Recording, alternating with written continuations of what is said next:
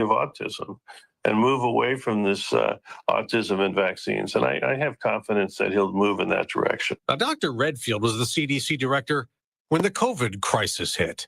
And how the pandemic started is back in focus. The other day, new CIA Director John Ratcliffe had the CIA release a new report, concluding, though, with low confidence, it's likely that the COVID virus leaked out of the lab in Wuhan, China, doing research on coronaviruses. And Ratcliffe tells Fox, it was important for the American people to see an institution like the CIA get off the sidelines and be truthful about what our intelligence shows, at the same time of protecting us from adversaries like China if they caused or contributed to this. And Dr. Redfield agrees with the CIA on this. I've always been of the view, even since January 2020, when I looked at all the data that I had available to me, and I've seen a lot of the classified data too, that there is absolutely no evidence for spillover. There is a lot of opinions for spillover. You mean a natural way of this happening? Yes. Okay. Yeah. There's no evidence. There's a lot of opinions. There's very powerful people, Fauci and others, that took that opinion. But there is evidence for laboratory leak, and substantial evidence. And that's why the FBI and the Energy Department concluded a while back that their conclusion was that this virus came from the lab. That's the origin. I think what you're going to see over the next 3 months is a variety of the intelligence community will reevaluate their intelligence analysis. And I think there'll be unanimity in the conclusion from the intelligence community that this virus came from a laboratory in China. The World Health Organization has certainly been under a lot of scrutiny over the last couple of years. The current Trump administration wants to pull out of the WHO. Do you think that's the right move? Yes, I do, unfortunately. The WHO, when it was formed in 1948, really was there to help us with global health emergencies. Unfortunately, over the years, its mission has creeped and it's become a very political organization. It has no ability to enforce the international health regulation, as we saw with the COVID pandemic. It also is a political player rather than really a staunch public health advocate. Lastly, back to Robert F. Kennedy Jr. and the hearing that's going to be on Wednesday. If a senator wasn't sure and decided to call you, what would you tell that senator? I wrote 2 letters of support, one to each committee that I submitted yesterday. I would tell the committee that I have total confidence in Kennedy's ability to be transformative in the health of our nation. Right now, we have a disease system, and that's where our health system is focused, on disease. Kennedy is going to move our health system to focus on health. And he's going to go after, obviously, chronic disease in children and prevention of that by a variety of different strategies. And he's going to go after building a much more effective way to manage chronic disease in adults. So as I said, I hope that they would vote positive for Kennedy, not only for Kennedy, but also for the future of our children. Dr. Robert Redfield, former director of the Centers for Disease Control in the first Trump administration. Great to have you back on. Thank you very much for joining us. Thanks. God bless. Take care. This is News Talk STL at 1019, 94.1 and newstalkstl.com.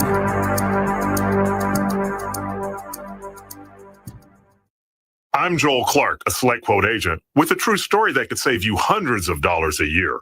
A woman named Linda just called. Her husband, Ray, has a group life insurance policy, but is changing jobs and he can't take it with him. Well, I went to work and found Ray, who's 40 and takes medication to control his high blood pressure, a 10-year, $500,000 policy for only $19 a month. That's way more coverage for a lot less than what he was paying.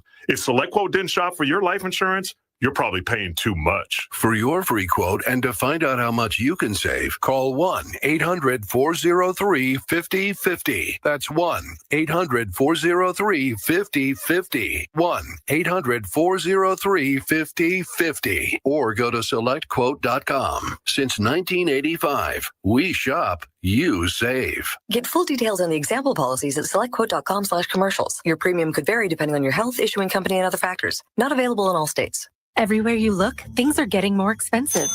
So at Consumer Cellular, we're lowering the price for those 50 and up. Now you can get unlimited talk, text, and data for $30 a line when you buy two. That's just $60 a month for 2 unlimited lines. So if you're 50 and up, make the switch and save. Come on, you've earned this. Call 1-888-FREEDOM or visit consumercellular.com today. Requires 2 lines of service, age validation, and credit approval, subject to system and area limits, taxes, and other fees apply.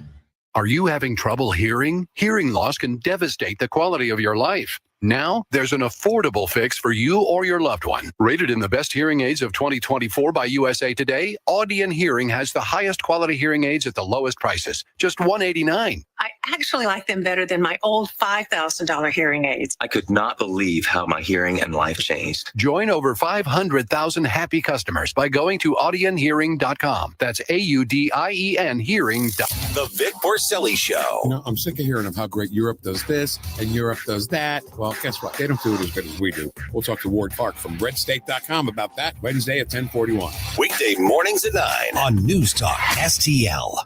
Getting new flooring can be exciting, or it can be a hassle. To make sure you have a great experience, use Michael's Flooring, like I did. Hi, it's Susie Moore, and Michael's Flooring has become my go-to for quality, variety, and an all-around great experience. They've been locally owned and operated for more than 30 years. Carpet, hardwood, laminate, ceramic tile, natural stone, luxury vinyl, it doesn't matter. Michael's Flooring is ready to help. 3 locations to pick from: St. Peter's, Darting Prairie, and Creve Coeur, or online at igotfloor.com. That's igotfloor.com. Tim Jones and Chris Arps in the afternoon. Art Del Cueto, Vice President of the National Border Patrol Council. They say that it will cost us $3 billion to deport every single illegal immigrant. How much money have we already given other countries to defend their own borders? Is our country not worth defending? Are our borders not worth defending? Is the future of our country not worth defending? Tim Jones and Chris Arps, weekdays at 4 on News Talk STL. Parents want more choices rather than fewer when it comes to their children's education. And now some Missouri parents will have one more option to get their children the best education available. Low-income students and those with disabilities in Missouri's largest communities can now apply for an Empowerment Scholarship Account, or ESA. With an ESA, the money the state would normally pay to your child's public school goes into an account that you control. You can use the funds for private school tuition, online learning programs, a private tutor, or other approved uses. You can tailor your child's education. For too long, Missouri officials have operated on the mistaken notion that parents only need one choice. They're assigned public school based on their address. ESAs put parents in charge. It's school choice at its best, with money following the students to the place that best fits their needs. Learn more at showmeinstitute.org. This Show Me Minute has been brought to you by Show Me Institute and Show Me Opportunity. Agree. I think conservatives have it wrong. Or disagree. I couldn't agree with you more. The conversation happens here. I agree with you on Trump. I'm shaking my head. I'm one of your liberal Democratic listeners, and I don't get why any of this even matters. Because your voice matters. Everybody told him he couldn't do it, and then he did do it. That's what you got to do. You got to play hardball. I want to hear what people think and be able to talk about it. 101.9 and 94.1 News Talk STL. Available at noticias.foxnews.com, the Fox Noticias YouTube page, and Fox Nation. Or listen and follow the podcast at foxnewspodcast.com or wherever you get your favorite podcasts.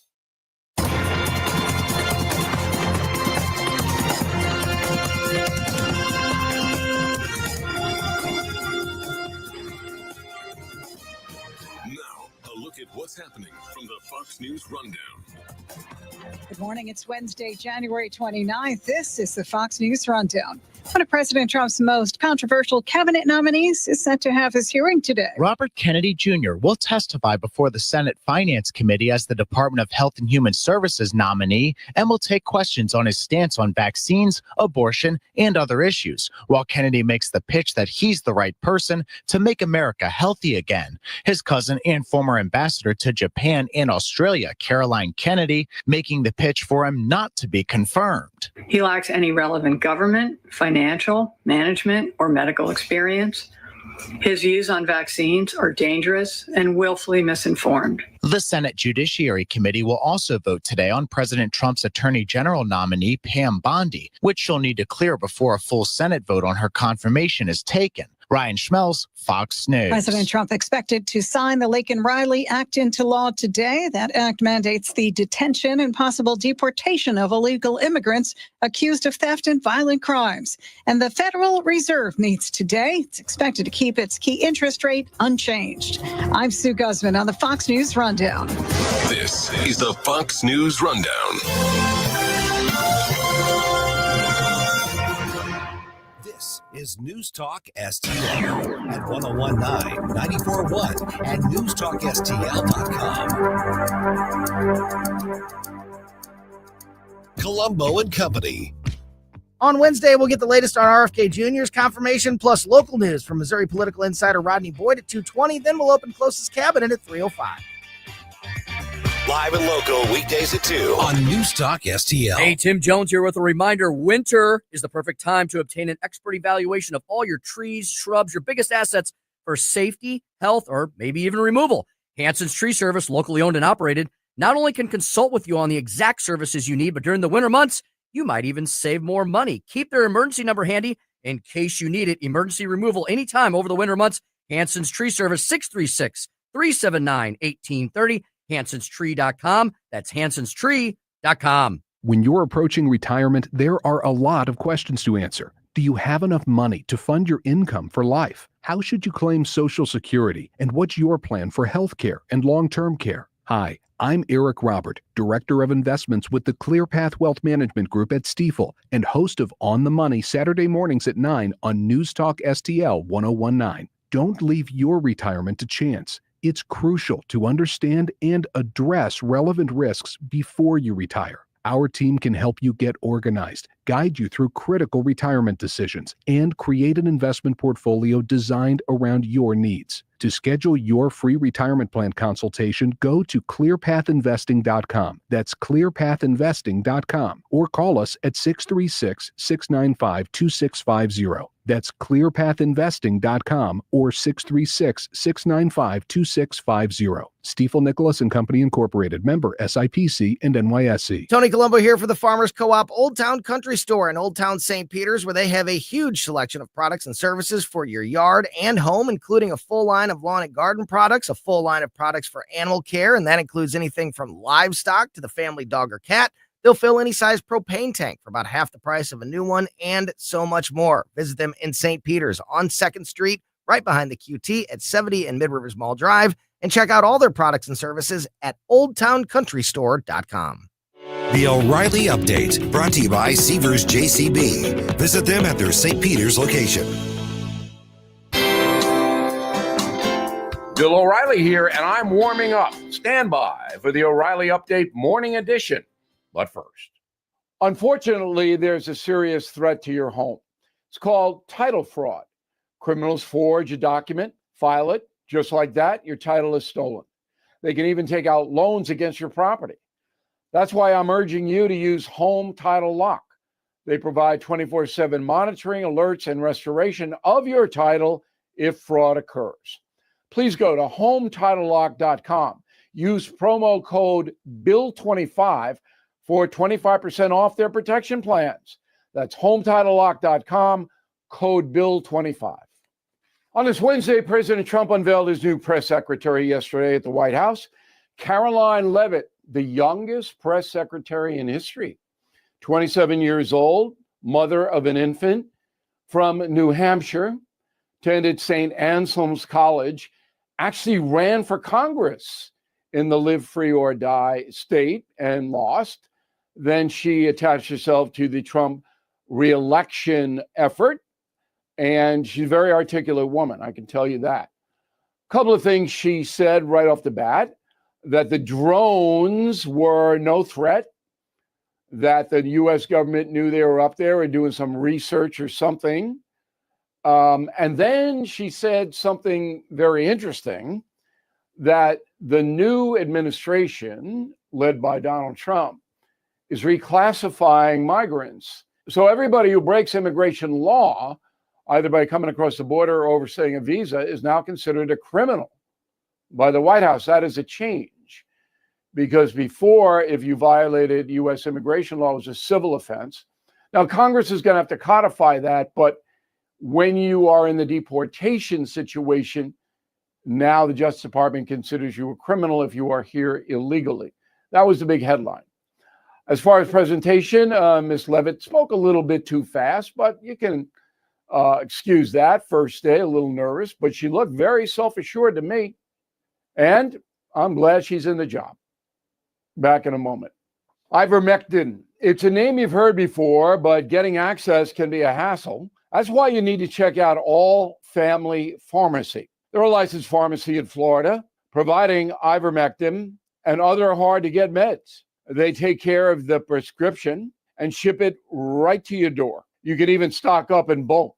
Please visit allfamilypharmacy.com/Bill. Use code BILL10 for 10% off. Be proactive.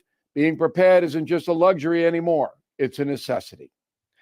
That is the Morning O'Reilly Update. More analysis later on. From the Michaels Flooring Outlet Weather Center. First alert for Chief Meteorologist Steve Templeton. More melting tonight. Temperatures staying above freezing across much of the metro and the city. 35 degrees for the low. Outlying areas may dip a little closer to or a little below freezing. But it's a mild for a January morning start. And then 52 in the afternoon as the January thaw continues, mostly sunny skies and a nice Wednesday. Now, Thursday, pull out the umbrellas. We have showers, not for the morning drive, but late morning to midday through the afternoon. Might get a little break for part of the evening, but a couple showers or even thunder showers are possible Thursday night into Friday morning as well. Thursday's high, though, 49, so it's all rain we're looking at on Thursday. That's the latest from the First Alert 4 Weather Center. I'm Chief Meteorologist Steve Templeton. Everyone loves a champion. Someone whose performance puts them head and shoulders above the rest. But not all champions wear a medal or hoist a trophy. At the U.S. Center for Safe Sport, we see champions everywhere we look. In every sport, on every court, we're building a foundation to ensure all athletes are safe, supported, and strengthened. We believe abuse can be prevented by taking a hard look at how we coach, how we train, and how we interact after the last whistle. We have provided over 2 million safe sport trainings. At the U.S. Center for Safe Sport, ending abuse is not just our job. It's our promise.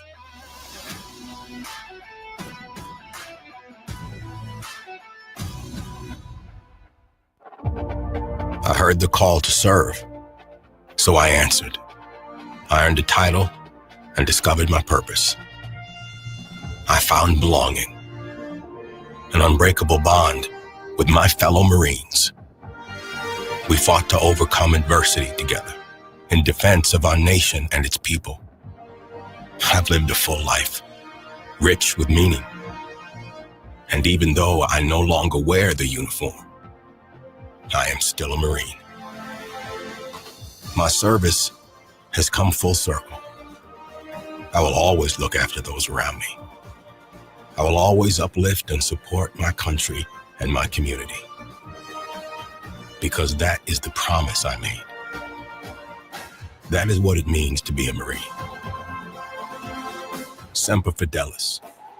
Always faithful, always Marine. I think we should be able to have a civil conversation. The news and talk that matters to St. Louis. This conversation has completely made me crazy. This is complete insanity. News Talk STL. For podcast articles and more, find us on newstalkstl.com.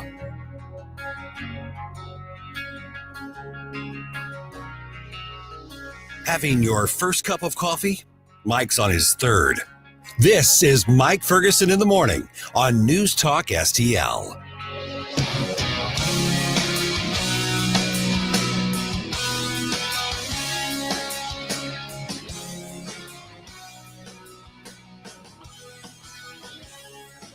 I don't want to get my hopes up too much, but Republicans in the Missouri legislature and with the new leadership at the statewide level seem to be more serious about getting some of the big conservative stuff actually done this year.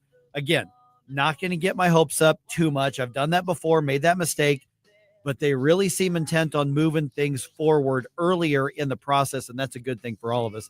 Hey, good morning. I'm Mike Ferguson. By the way, it is School Choice Week, National School Choice Week. A little bit later on today, we're going to talk to State Senator Rick Bratton about that. He's one of those pushing for more school choice for kids and for families, and we'll get the update on what's happening there. Speaking of some of those big things that need to get done, we spoke with State Senator Nick Schroer on Tuesday's program. He is one of those pushing the bill to put the St. Louis Police Department back under a state board oversight. And that actually might happen this year. It's needed to happen for a while, but it always runs into the political opposition. So we got the update from him and talked about not only what would happen, but how would it affect the city and how would it affect, frankly, the entire region. Here's what he had to say. And Nick, regarding the police in the city of St. Louis, you're among those who are saying, you know what, this has got to go back to state control, because we've had now, I don't know, what's it been, 12 years or whatever of an experiment of the city running its own police department. Because for the most part, the state has overseen the St. Louis City Police Department. And on Monday, your bill and Representative Brad Criss' bill, your all's proposal to put the police, St. Louis City Police, back under state oversight, actually had a hearing, and it actually is moving forward. Let's start with the kind of technical stuff, and then I want to update on the debate, because the mayor has said something that I think she wants people like you to respond to here. We'll get to that in a minute. Yeah, thank you for having me on. We had this hearing fast track, streamlined. I know the governor's come out, Governor Kehoe, who grew up in Baden. I grew up in Ferguson, Missouri. And we still have family and friends out in the St. Louis City, St. Louis County area. But when you have 100% of the police, ESOP, FOP, different groups that are associated with the police and their unions coming forth saying, we need this change. We need citizen board control, where the citizens of St. Louis and representatives that happen to be also citizens of St. Louis, but representatives of these police organizations are teaming up to guide the police in the right direction. Yeah, this should be a priority for everyone, as it is impacting the entire state, the entire region, and our general revenue. Morning, Nick, Gabe here. So, what sort of support are you expecting now that it's kind of passed out of committee? It's going to hit the floor soon, right? Yeah, so it should within the next week to 2 weeks, depending upon what other priority bills have gotten to the floor before us. It should be within that time. But yeah, there's going to be healthy debate. I know a couple of Democrats in the city who like the way that it is, and they happen to support the defund the police alderman, the defund the police mayor, who has decimated the city of St. Louis. We've got businesses fleeing. Crime numbers are fudged time and time again, to where the FBI is even saying we can't trust these numbers. But no, I think we're seeing more support than ever before. Like I said, you've got the POA, the Police Officers Association, and ESOP, the more traditionally African-American police wing or labor wing, and they're coming together. And traditionally, this hasn't happened before, where they're agreeing and joining forces. We've got the Police Chiefs Organization and many others that are coming forth as they're seeing the impact that just kicking the can and letting the status quo be maintained, the impact that that's having on the state. Okay, so I also want to point out that when you mentioned the FBI says we can't even trust these numbers, that was the FBI under the Biden administration. Yeah, even they are the ones who said, yeah, these aren't trustworthy. We're visiting with State Senator Nick Schroer. Okay, so at the hearings and the testimony there, at one point it was reported Mayor Tashara Jones basically said, those of you who are supporting this, you're being disrespectful to her and to the city leadership by trying to have the state resume oversight of the police department. So do we have a disconnect on who's actually being questioned here and actually what the point is? Because when I hear something like this, and maybe you were there and I wasn't. So, when I hear something like that, I'm like, okay, so it's really more about politics and more about, don't you know who I am? Yeah. Whereas those who are trying to make the change or return the department back to state oversight, they're the ones who are saying people are suffering. So I can't help but notice the different emphases that are competing here. Well, this is how we got in this mess in the first place, is injecting politics into policing. And, I had a conversation with a good friend, Jason Rosenbaum. He's with, NPR, and not directing anybody to go listen to that. Stay here, stay on News Talk. Jason's a good dude. Yeah. Yeah, I like Jason. He's a straight shooting journalist, and discussed with him that, look, this isn't as the mayor and others are trying to portray this is an attack on her, an attack on her race. This is not it whatsoever, because we've had different mayors that were women, different mayors that are men, black and white, that had a great working relationship with law enforcement. And when her first several moves are defunding the police, getting rid of paid positions within the police department, and ignoring them every step of the way, it is time for change. And, when we've got many of the constituents at the town halls that I've gone to in North St. Louis begging us for change, saying that city leaders are not listening to them, that's when you have to have representatives from surrounding areas. And St. Louis County, St. Charles County, Jeffco, where the crime is bleeding over into our areas, that's time when we step up and say, all right, the impact that this is having to people's life, liberty, and the pursuit of happiness, life, liberty, property, and the surrounding areas, it's really time for us to make a change. Okay, so how is this going to work if this actually comes to fruition? Because it was voters who returned the police department to local control over the city. So is this something that the legislature can do directly, or does this need to go back to the voters? The way that I'm reading it is that if the law is passed and the governor signs it, I'm sure there'll be some legal challenges, but this doesn't necessarily have to go back to statewide voters. Right. You all can do this, correct? Yeah, that's correct. There were different provisions that were maintained within the statute books, and there were different provisions that authorized us to step up if the city of St. Louis and the aldermen dropped the ball in maintaining and managing the police. So, yeah, this would be something that we could legislatively change. I've had great conversations with Governor Kehoe and his administration that have prioritized this as one of their number one top priorities coming out of the gate. So, yeah, once he signs this, the mayor would absolutely be on the board, whoever that's going to be. I know there's a race going on right now. The governor would get one pick, and then the governor would go to a pool and pick three other picks that the FOP, ESOP, other police organizations, other city leaders, religious leaders, they would choose candidates that would go in this pool, and the governor would pick three more from that designated pool. Nick, I always try to like to steel man my opponent's arguments. Is there a good argument against state control? Because the way you make it sound is like there's a lot of local input into how this is going to go. Well, when you stop listening to all the noise about, well, it's only these old white men in Jeff City that are going to sit on the board. No, that's not the case. You've got to be a citizen of St. Louis. You've got to have the recommendation to even get put into the pool to be considered, but all the people on the board would be citizens of St. Louis. There is a talking point that has popped up because Kansas City has a different type of a makeup with their board, but it's comparing apples and oranges. Time and time again, when we've tried to address issues like the residency requirement, living in the city of St. Louis or living in Kansas City to be a police officer, when we try to make that a statewide change, we were told by Democrats, we were told by the representatives of Kansas City, whoa, this is apples and oranges, totally different dynamic, different land mass, much more people in Kansas City, but now they're trying to bring that into the argument. However, when you look at the crime stats and you actually start looking at the crime percentages in Kansas City, man, it would be incredible if we could have those types of percentages. Yes, they may have a couple areas where there's actually more crimes committed, but when you look at the impact on population per capita, their crime is much lower than the city of St. Louis. So what changes if this happens and there is a state board that's overseeing the police department? I mean, what is different about the operation of the police? Why would this improve policing? I mean, because you've got a different set of boss, or the department's reporting to somebody else, how is that actually going to change what happens on the street?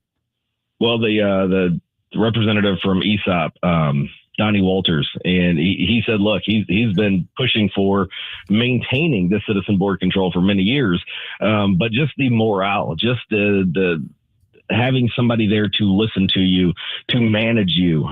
There were There's a time last year, and they actually admitted this in committee last year, the city of St. Louis did, that they changed the entire way that they were processing paychecks. And a lot of police officers weren't getting paid. And then it was time for their direct deposit to hit. It didn't hit. They go to the city, they get a paper check, and that paper check bounces. There are many different areas where the cars aren't working. There are many areas where their communication equipment is not working back to headquarters, where they don't have backup. One individual said, look, when I hit my emergency button, if I'm getting attacked, if there's an assault on a police officer, I don't have confidence that anybody's going to come help me nowadays. And these are the types of things that we need experts in the field. We need people that have buy-in within the community to listen to the police, work with them, and start putting more trained police officers on the streets to keep us safe. All right. And of course, that's going to come up. Hopefully we'll watch that next couple of weeks. I'm glad this is happening so early in the legislative session, because we've learned what happens when it's delayed till the end. So this is encouraging. Nick will be. One more thing I'm going to add. The same committee, we voted this bill out yesterday on the police reform. My good friend Travis Fitzwater, we heard Rick Bratton's bill, the Second Amendment Preservation Act 2.0, and that's getting right out of the gate. So there are a lot of encouraging things for Republicans starting early. Tax cuts is coming next. All right. What do you think? Let me know. 314-912-1019. You can also find that interview on the News Talk STL podcast, and feel free to find that and send it to your friends or put it on your social media. Let's get the word out. This is 1019 and 94.1 News Talk STL.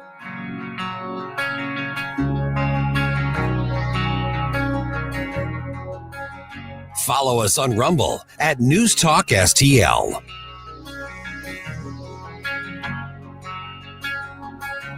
Get up, St. Louis. It's Mike Ferguson in the morning.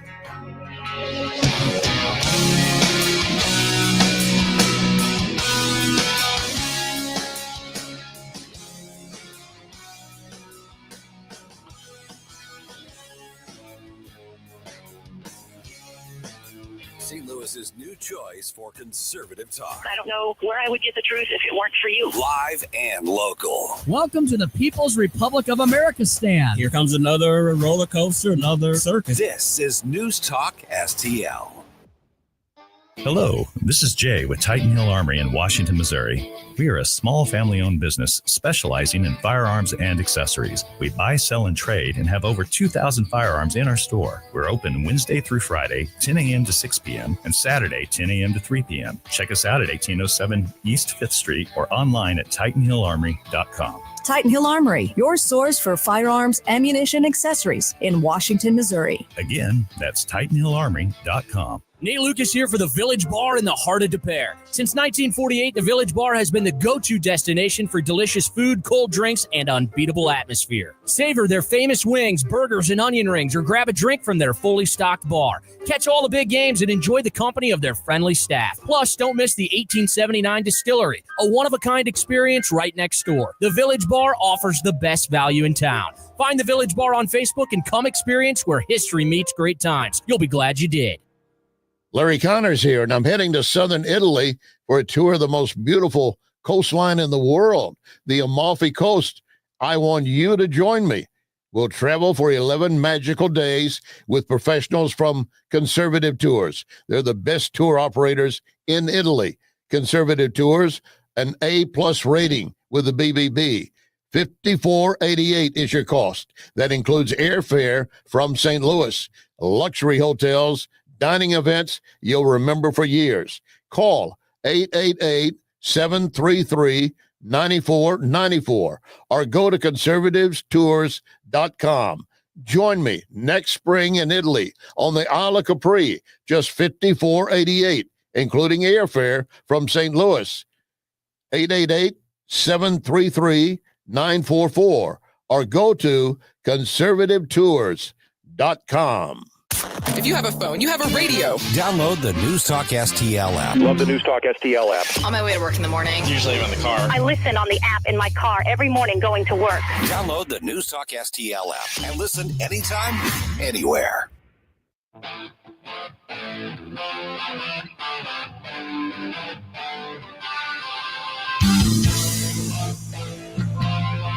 Hi, it's Dan Bongino here, and I'm proud to be on News Talk STL every weekday from 11 to 2. Right now, you're listening to Mike Ferguson in the morning.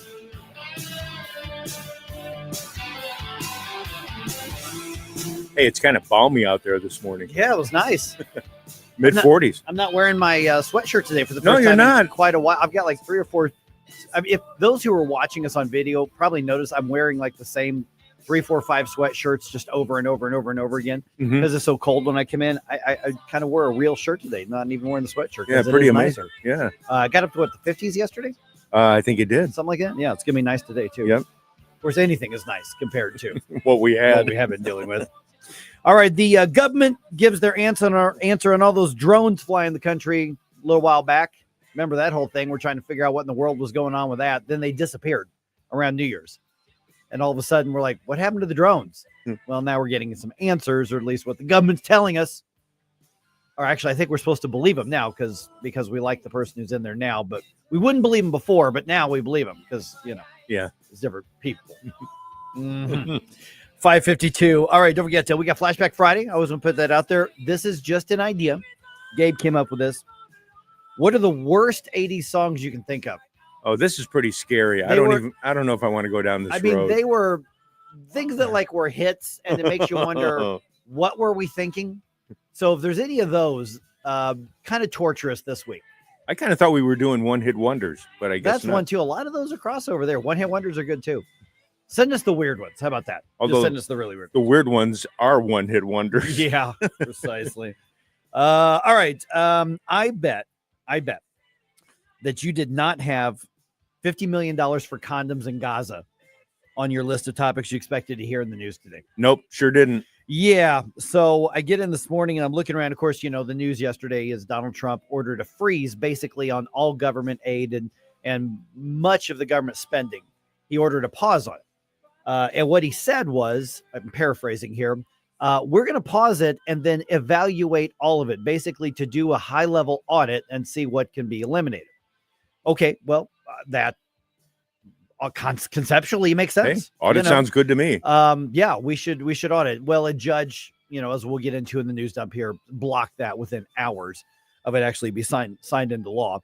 But one of the things that was blocked, turns out under the Biden administration, there was funding for $50 million worth of contraceptive, prophylactics, condoms, rubbers, whatever you want to call them. We were paying for $50 million of those.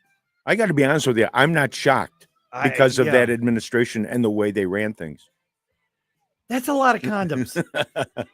Now, I don't necessarily think an Islamic-based nation parties like that. Doesn't make a lot of sense to me. But I have read some articles that say that there are accusations that like Hamas and some of the terrorist cells, the other terrorist cells in addition to Hamas, the terrorist cell, use them, and I'm trying not to be crude here, use them as like balloon bombs. Yeah, some type of explosive. Yeah. Yes, you're right. So that doesn't seems to be that just going to Party City and buying balloons would be easier. But I guess there's like a, I don't know, prophylactic industrial complex that needs to get kickbacks. I'm not sure how this works, but $50 million. I mean, think about if you're going to spend that much money, send them to the college campuses. Okay. Just say it. 50. I saw that. I'm just thinking, how many levels of approval did that go through? Yeah. Before we're sending that much. I mean, how many people have said, hey, this sounds like a great idea? Oh, let's do it. Nobody's going to notice this. Oh, geez. So that's the type of stuff that DOGE and these others, efforts are going to hopefully cut out. I mean, but when you look at the big federal budget, $50 million, believe it or not, just not even a drop of a drop in the bucket. Yeah. But these are the types of things that add up. It's just insane. I think somebody did the math and it came out to over 1,000 condoms per person, per guy. Yeah. I mean, just my goodness. All right. Let's see here. Do you believe the government? Not necessarily. Okay. So the White House says the public was not in danger during the numerous drone sightings in New Jersey and other parts of the New England area and some other parts of the country last year. Press Secretary Caroline Leavitt delivered the drone update directly from President Trump. The drones that were flying over New Jersey in large numbers were authorized to be flown by the FAA for research and various other reasons. She said other drones were operated by hobbyists and private individuals, but the public was not in danger. This was not the enemy. Greg Clugston, the White House. Oh, sure. That's what they want you to believe. The funny part is that because, I on social media, I look and the reaction that I saw generally from the right is, well, why didn't they just tell us that? It's fine. Let's move on. And I'm thinking, if we're honest with ourselves, if that exact statement came from the Biden administration and KGP, there would be people up in arms wanting to know how we're going to get to the bottom of the conspiracy, because there's no way that's what it was. But since there's a different administration, it's like, oh, okay, government's telling the truth on this. So which is it? Because if you're honest with yourself, you would have never accepted that answer from a different administration. You just would not. Be honest with yourself, people. I'm just saying. And speaking of giving answers, I thought Carolyn Levitt handled the press conference really well. She did pretty well. Yeah, I didn't watch all of it, but yeah, I thought she did okay, especially for her first time. She was combative at times, which was good. Like, for instance, when they were trying to pin her down on, how many of these migrants, are actually criminals. All of them. They broke the law when they came in here. That was the answer that people have been wanting to hear. And then, of course, I saw, some libertarians on social media saying that's not true. That's not actually a crime. It is. It actually is a federal crime to do that. So, but yeah, I thought she did okay. It will be interesting to see how well she spars or whether she tries to get a little more of a relationship built with some of the reporters. But based on what we saw yesterday, I think she's going to be content to spar with them. Hey, Tony Colombo here with Tim Jones for our friends Rodney and Jen Wallner, the Wallner home selling team at Berkshire Hathaway, the #1 home selling team in the St. Louis area. And I can say that from firsthand experience. My wife and I were blown away from the results that we saw from working with Rodney and Jen, from selling our old home faster and for more money than we thought possible to finding our family's perfect new home. They over-delivered every step of the way. And right now, it's still very much a seller's market. So, Tim, for folks that have been thinking about selling their home, it's a perfect time to call the Wallners. That's right, Tony. And don't forget, they're licensed in both Missouri and Illinois. So no matter where you are in the metro area, you can put St. Louis's #1 home selling team to work for you. The Wallners' experience and work ethic, second to none.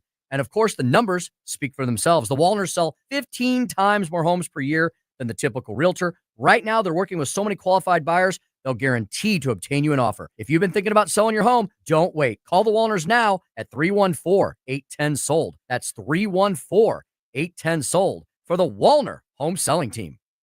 News Talk STL is proud to have Doug Voss of Safe Bunny Radio as part of our lineup each week. Doug has been a staple on the St. Louis radio airways for many years as one of the leading financial experts in the area. You can now hear Doug and Safe Bunny Radio 3 times every week yet on News Talk STL. But in case you miss anything, you can check it all out at DougVossSafeBunnyRadio.com. What else do our listeners need to know, Doug? Simply put, I focus on helping pre-retirees and retirees build, preserve, and protect retirement assets, and I've been helping my clients solve their insurance and financial needs for the past 33 years. I also strive to educate my clients on how to prepare for retirement, minimize the impact of market volatility on their assets, and deal with the challenges of increased longevity. Call me today at 844-676-SAFE. That's 844-676-7233. Doug Voss is a registered representative. Securities offered through DHL Securities, LLLP. Member FINRA and SIPC. KLGY HD3 Clayton, K270BW Bellefonte, KNBS Bowling Green. This is News Talk STL at 1019, 94.1, and always streaming at newstalkstl.com. News this hour from townhall.com. I'm Rich Thomason.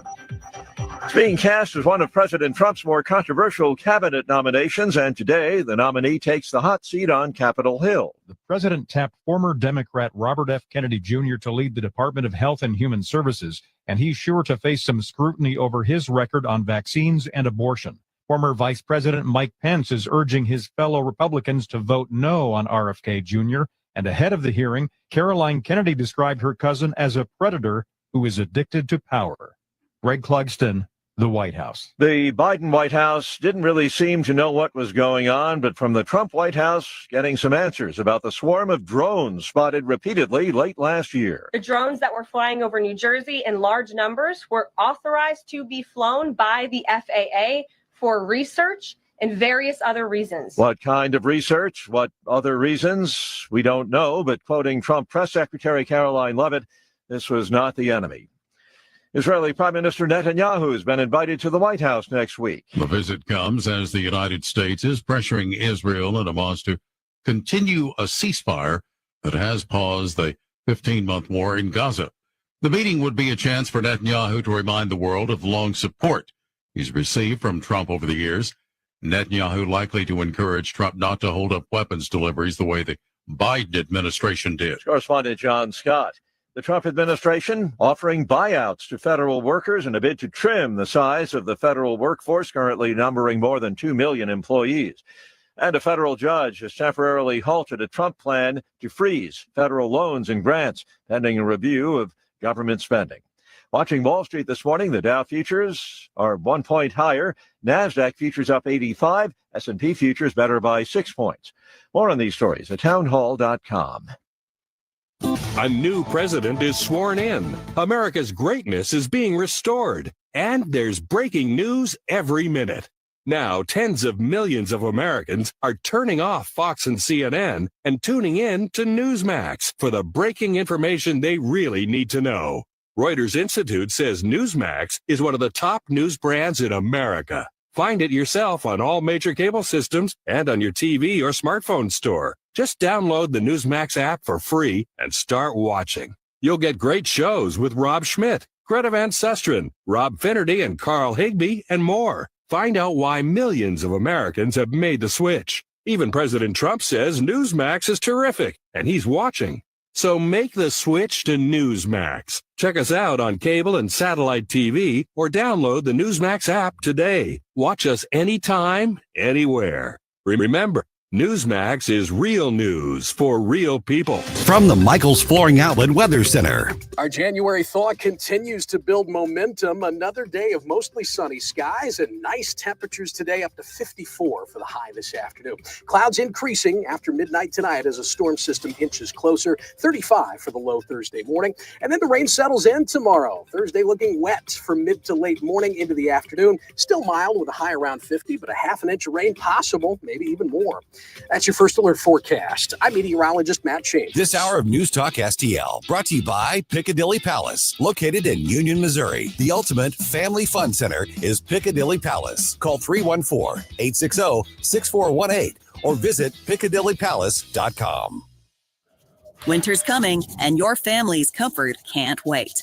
Johnson Heating and Cooling, where family protects family. Owners Tracy and Sean Johnson don't just install equipment, they safeguard your home. From new construction to existing homes, we're your trusted experts in furnaces, air conditioners, and heat pumps. Don't risk dangerous gas leaks or unexpected breakdowns. Get your heating system professionally checked now. Call 636-332-4141 or visit johnson-heatingandcooling.com. Hi, Kirk Hilsinger here, and I'm the new chairman of the St. Louis Republican Central Committee. I invite you to our meetings that take place the first Thursday of every month at 3710 Hampton Avenue. You can stay connected with us to learn more about how you can get involved, make your voice heard, and contribute to our shared goals. Together, we can make a difference in the city of St. Louis and the state of Missouri. For more info, visit our new website at stl-gop.com. That's stl-gop.com. Paid for by St. Louis City Republican PAC. Curtis Farber, Treasurer. On the next, Larry Connors, USA. Tulsi Gabbard coming up for her nomination hearing. A lot of lies being pushed by the legacy media. Larry Connors, USA. Now, weeknights 6 until 8 on News Talk STL. Mike Ferguson. We the people. Gabe Pfeiffer. It's not rocket science. Rocket science. Get up, can't you hear the alarm? Get up. Mike Ferguson in the morning on News Talk STL. Good morning to the people of St. Louis. All right, Trump says pause that spending, but the judge says keep the money a-flowing. Mm-hmm. That's where we are right now. Interesting. Missouri's governor doubles down on school choice and making changes to the St. Louis Police Department's oversight.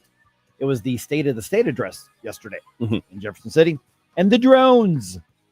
We have an update. Oh. If you believe the government. Well, that's a toss-up.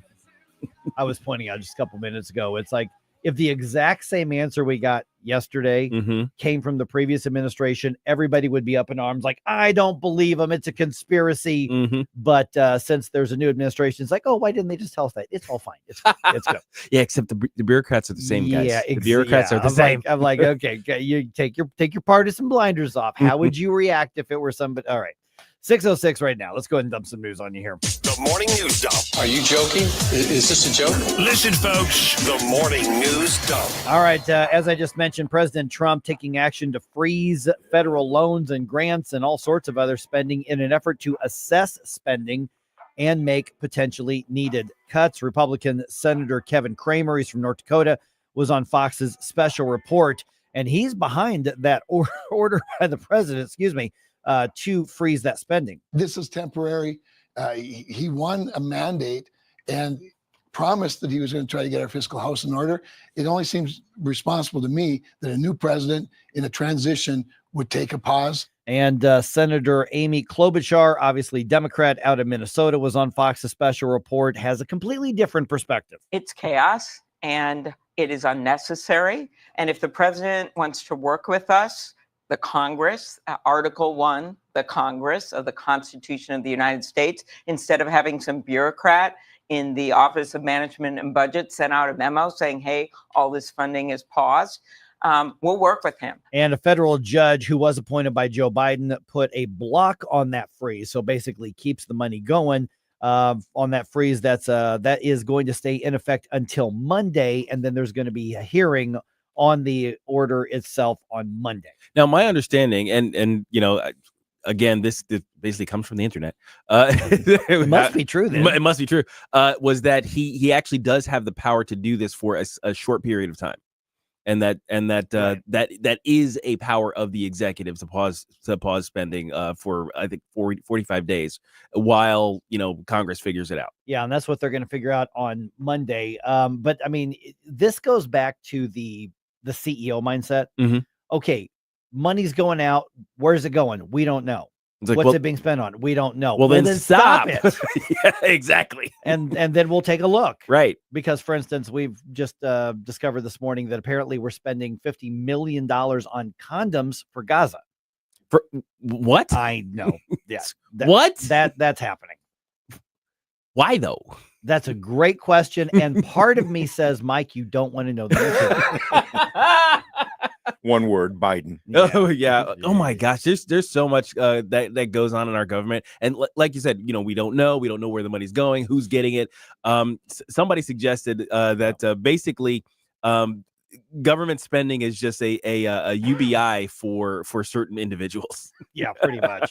Well, and the thing is that, can a president write an executive order and just override a law that's passed and signed into law? No, well, no. But it seems like it's funding from the things that are in the executive branch, right? Which he has. Well, we're going to find out money for sure, but it looks like that has the right to go. Now I'm going to turn the spigot off while we clean it around there and just make sure everything's going where it should be. A little bit of a jurisdictional fight, right. And now to be fair, I suppose. If, let's say, Biden just turned off the spigot on something we liked, let's say in the executive, was like, you know what, I'm going to turn the spigot off on the military while we're trying to figure this stuff out. To be fair, they've failed some dang audits themselves and lost a whole bunch of money, right? So if he turns the spigot off on the military while we're in the middle of maybe some bullcrap going on in the Middle East or in China or something like that, we say, whoa, what are you even doing? Can you do that? So I think it's right that we kind of adjudicate it and just make sure we're doing everything on the up and up. But I agree with the decision. Yep. Yeah, because really, when you sit down and you look at where money is going, the spigot always seems to be open. Yeah, pretty much. True. And how many times have we heard over the last few years? Well, we got money going to both sides in Israel, both sides various conflicts in Pakistan, both sides in Afghanistan. We got money going to the Taliban in Afghanistan. Right. What are we doing? Throwing money around everywhere. So I can understand someone wants to put their foot down. But again, I'll say it again. That goes back to that CEO mindset. And if he says, where is this money going and what's it for? I don't know. Well, stop it. Just stop it. So let's take a look until we know. All right. Other things going on. Another one of Donald Trump's nominees for a cabinet position begins his confirmation hearings today. The Senate Finance Committee is going to question left-wing extremist Robert F. Kennedy Jr., who, as you know, has been picked to be the next Secretary of Health and Human Services. Another hearing is scheduled for tomorrow. So he's doing 2 hearings in front of 2 committees. Tomorrow's is going to be held by the Health, Education, Labor, and Pensions Committee. I believe Tulsi Gabbard gets her hearing tomorrow as well, or at least by the end of the week. There. Both of those are going to be fireworks all day. Yeah, I think so. Yep, and Kash Patel. When is he? Thursday or Friday? I think he might be Friday. I think he's Friday. Yeah, He's that's the one. That's the marquee. That's a good point. The others, these other two the undercard. are big, but they're undercard. They're Yeah, the undercard. Yeah, when Cash will be in a theater near you on Friday. Yeah, pretty much, exactly. I catch you outside. How about that? Pretty much. Yep. And you know what? It's early, but I'll go ahead and make everybody mad. I hope the Senate rejects RFK Jr. I don't think they will, but I think they should. I disagree. I know you do, but I don't want left-wing authoritarians near government power anywhere, and I don't care who appoints them, because I'm a conservative and I oppose left-wing authoritarians regardless of the party affiliation or the presidential administration that they're with. All right, Homeland Security Secretary Kristi Noem kicked off her first week on the job by going on an ICE raid in New York City this week. Secretary Noem was on Hannity talking about that raid. We are picking up the worst of the worst in this country that are making our streets so dangerous. And so, yes, we did encounter and incarcerate a Trende Agra member, one of the ringleaders. He had warrants out for his arrest in Colorado. In fact, he was one of those that we saw on some of the video from that apartment building that they had taken over. So the Department of Homeland Security says the federal agents have removed and returned 7,000 illegals in the past week. Yeah, all right, 1,000 a day. 7,000. So they already hit their preliminary goal there and I don't mean averaging 1,000 a day. I don't mean they put the handcuffs on them. They're out of the country. They're back where they came from. That's awesome. I mean, that's not including all the ones who are sitting around waiting to get on the plane. That's great. To go somewhere else. And the media is still up in arms about it. She's like, I saw one lady asking, it's like, are the military planes really necessary? It's like, she's asking this of Homan, and I'm thinking like, what's wrong with a military it's not like they're flying around, C-130 Spectres with shooting 30 millimeter guns out the side of the it's like they're not dropping bombs on people, they're just dropping people off at home. See, this is why I should not be part of like these hearings in Congress and things, because I would ask questions like, do we really actually have to land the plane? Can't you just like drop them when you get over their village? Yeah, we do have pallet systems with parachutes on them. If we just, I mean, if you want to do parachutes, you just lock them down. See, that's why. But then again, that's why you don't elect me to Congress. I would do stuff like that. All right, President Trump has signed an executive order aimed at curtailing sex change operations for young people. In a new directive, the president said it is the policy of the United States that it will not fund, sponsor, promote, assist, or support the so-called transition of a child from one sex to another. The executive order applies to people 18 and under. Earlier this week, the president directed the Pentagon to conduct a review that is likely to lead to transgender people being barred from military service. Greg Clugston, the White House. All right. The only correction there with Greg Clugston is there is no such thing as a transgender anything. Right. Trans-identified. Yes. That's what we're going to go with. So you could also say mentally ill. Also that. So here's the other thing with this is that the headlines I first saw were not correct. Far be it for me to say mainstream media doesn't get something right or lies about it, because what you may see are headlines: Donald Trump signs executive order to ban trans treatments around the country. I saw a bunch of those. That's actually not what he did. While I do want to see those things, frankly, banned, especially for those 18. Well, for those 18, if you're over 18, if you're an adult, then I don't think the government should be telling you what to do or not do with yourself. But that's not actually what he did. And actually the approach that it looks like he's taken is actually the smarter approach, but we'll get to that in just a little bit here as well. All right. In his first State of the State address, Governor Mike Kehoe called for the state to rebuild how education is funded. He's also proposing increasing the Most Scholars program, which, by the way, the St. Louis Post-Dispatch continues to knowingly get wrong. Their reporters keep saying expanding voucher program. Oh, yeah. It's not a voucher program. No. But Governor Kehoe wants to expand the capacity of Most Scholars so more people can take advantage of that. And Kehoe reiterated his support for returning the St. Louis Police Department to state oversight. That's why we call it the post-disgrace. Yeah. I mean, it's it's over and over and over. They use the same thing. So you've got people saying, yeah, they're this voucher program. It's not a voucher program. They're it's not, and that's not semantics. It's a very, very different thing. The tax credit program versus a voucher program. A voucher program is what happens when the government actually cuts the check or makes the payment on your behalf. And that's not what's happening here. All right. Let's see here. One more thing here. Establishment Republican versus Freedom Caucus politics, not just for the Show Me State anymore. And we're going to have one of the Freedom Caucus guys from Illinois on the show tomorrow because there's going to be some more fallout today.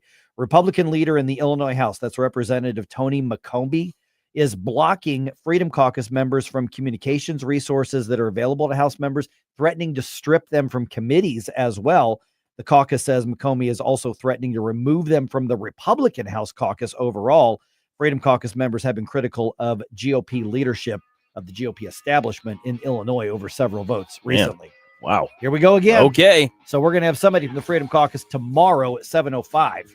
I don't know who it's going to be, but we're going to find out more about what's going on in this throwdown because Illinois Republicans have so much room to internally fight. Yes, exactly. Yeah, there's a lot of room for that. Way to go, establishment there. All right, just ahead here. The criminal mindset, the pro-criminal thinking, it keeps causing more problems, but is there an opportunity for businesses to never let a crisis go to waste? Interesting thing is being tried with one business. Before you blow us all away. Get up, can't you hear the alarm? We give you news, analysis, opinion, and more. Only on News Talk STL. What are you waiting for? Get up! Get up. It's Mike Ferguson in the morning. I want you to know that McGuire Moving and Storage is silver certified, which means McGuire has a quality reputation helping older adults move local or long distance. And something else to know, Josh McGuire, president of McGuire Moving and Storage, is the only certified moving consultant in Missouri. I'll tell you, once you met Josh, you're going to know your move will be easy. And I fully endorse McGuire Moving and Storage. McGuireMoving.com. The Vic Porcelli Show. Speaker Tim Jones, whoosh my speaker. Why did the men and women who sacrificed and died for this country get one day each year, and those who have to tell us what their sexuality is get an entire month? So instead of MAGA, they can be MAFA. Make America fabulous again. Vic Porcelli, live and local weekday mornings at 9 on News Talk STL.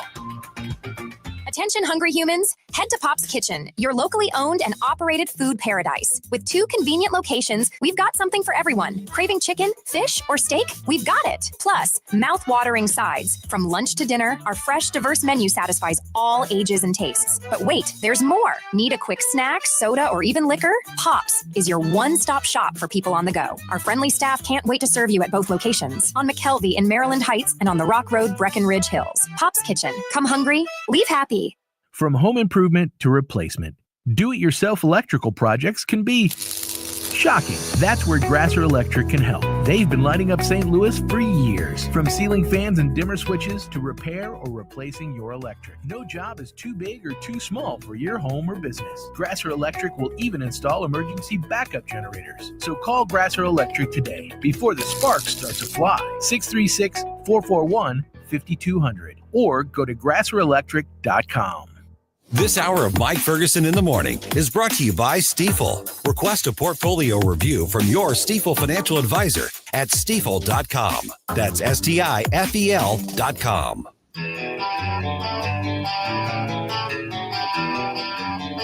I love that you're starting your day off right with Mike Ferguson in the morning. It's your boy Joe Pags. Talk to you tonight. But now let's get back to Mike. Summerland in my past. This is just an interesting ripple effect of all these pro-criminal mindsets that we've seen in cities like, San Francisco and Portland and Chicago and some degree St. Louis as well. So it's just kind of an interesting next step in how all of this is affecting because the market reacts to things. Mm-hmm. So it's really weird because at the very beginning, I think we all agreed the businesses, even the national chains, were the victims. Yes. When California or Oregon or Washington passes laws saying, we're not going to chase or prosecute if you steal under X number of hundreds of dollars, then they were shocked with, why are we having such a big shoplifting problem? Yeah. Why are people not even afraid to be on camera walking in with trash bags, just walking out with stuff? It was wild. Yeah, it was really crazy. And in cities like St. Louis, where, you try to defund the police and you run them short and they don't have enough people. Well, why are we having such a problem with theft? Yeah. And of course, in doing so, they're just like, well, help us. Yeah. Help us, government. Just do something. Enforce the law. Maybe just we're bleeding money. And with the big chains, of course, they're the way to solve it is simply to close that particular location, maybe open one later, elsewhere. Right. And then for those that are still open, now we're seeing the locked up merchandise. And we're talking about locked up merchandise. We're talking like shampoo. Yes. We're talking like razors. I mean, we're talking like deodorant. This is the stuff that's now locked up. Yes. I actually judge a neighborhood by what their CVS locks up. I mean, if they're locking up deodorant and soap and stuff, you're like, okay, that's a good sign. I mean, because if that's what's really in demand, at least they actually want to use it. Yes, you have a hygienic community. Exactly. At least your criminals smell good. That's right. Yeah. On the other hand, of course, you've got the locked up razors and various cold medicines. They're just like, oh boy. It's like, okay, here we go. Oh my goodness. Okay. So here's where it is kind of interesting with the next step of this, is that CVS, which is, CVS, Walgreens, and, grocery stores, they're all doing this, but CVS is testing a program to where they would let you unlock the stuff, unlock the shelf, but you have to be on their app to do it. Oh, okay. So you got to be on the approved list. Right. So if you're on their app and you've got your Bluetooth on and you're on their Wi-Fi. Right. So you can do that, because what they found, and I think it was a couple weeks ago, we did a story on this, to where what happened is the businesses were protecting the stuff from shoplifting, but it was just too much trouble. People weren't buying it anyway. As in not buying the stuff. So you lock up the shampoo and you just go, you know what? I can order shampoo off Instacart or off Amazon. Too much of a hassle. It's too much. I'm not going to sit here and wait for the 22-year-old college kid to finish checking out somebody there and then come here so I can get shampoo that costs me then they $4. $4. Yeah. They got to go in the back and get it out and bring it back up. Oh, I forgot my key. Right. Exactly. Because there are only 2 people working there because they're cutting costs because they're losing so much money from theft. So what was happening is people were just not buying it. Yeah. I don't mean like not believing it. They were not purchasing the stuff because it's too much trouble. Yeah. You could order it on Amazon. So now CVS says, well, what if we came up with a way for people to be able to unlock it themselves? So if you go on our Wi-Fi when you go in and you're using our app, you can like walk up to it and like, I don't know, whatever, scan it or tap, whatever you do. And then you can unlock it and take it and go. Modern solutions for modern problems. Here's the thing though. You got to have your Bluetooth enabled and on their Wi-Fi. Yes. So over at Gizmodo, the tech website, they were pointing out that there are people saying, wait a minute. Hey, doesn't that mean they're tracking you and recording the stuff that you're going to buy? And absolutely. Everything? Yes. So they're basically taking the opportunity here to farm more engagement on their app and do more data mining. Yep. And so never let a crisis go to waste. Yep. I kind of respect that. Hey, look, we're just doing marketing. Well, yeah. Well, to be fair, they're gonna be like, you know what, this is moving. It's like I can see when they get to this aisle, they stop here, but they don't stop there. Maybe I will reshuffle the locations of the objects. Everybody goes for this, but maybe if they're passing this on their way, they'll pick one of those up too. I would do that. Absolutely. So I'm putting the M&Ms next to the deodorant. That's right. Exactly. little snack corner on the end of that aisle. And guess what you're going to get ads for? Whatever it was that you stopped at. Oh yes, they're gonna because they're selling that to all of the various other apps who purchase that data. Yeah. So people are now criticizing him, and I'm like, I don't know how to feel about this one. I know how I feel. That's capitalism, bro. That's capitalism. Like, look, they're just trying to make lemonade. That's right. all. And so people are criticizing him. I'm thinking, well, wait a minute. In some places, and I forgot what city it was. I want to say it was Portland, but it may have been a different one. Maybe it was Seattle, where it was either CVS or Walgreens or one of those. They literally just put one of the items, an empty item in each place. Yes. And you did like IKEA.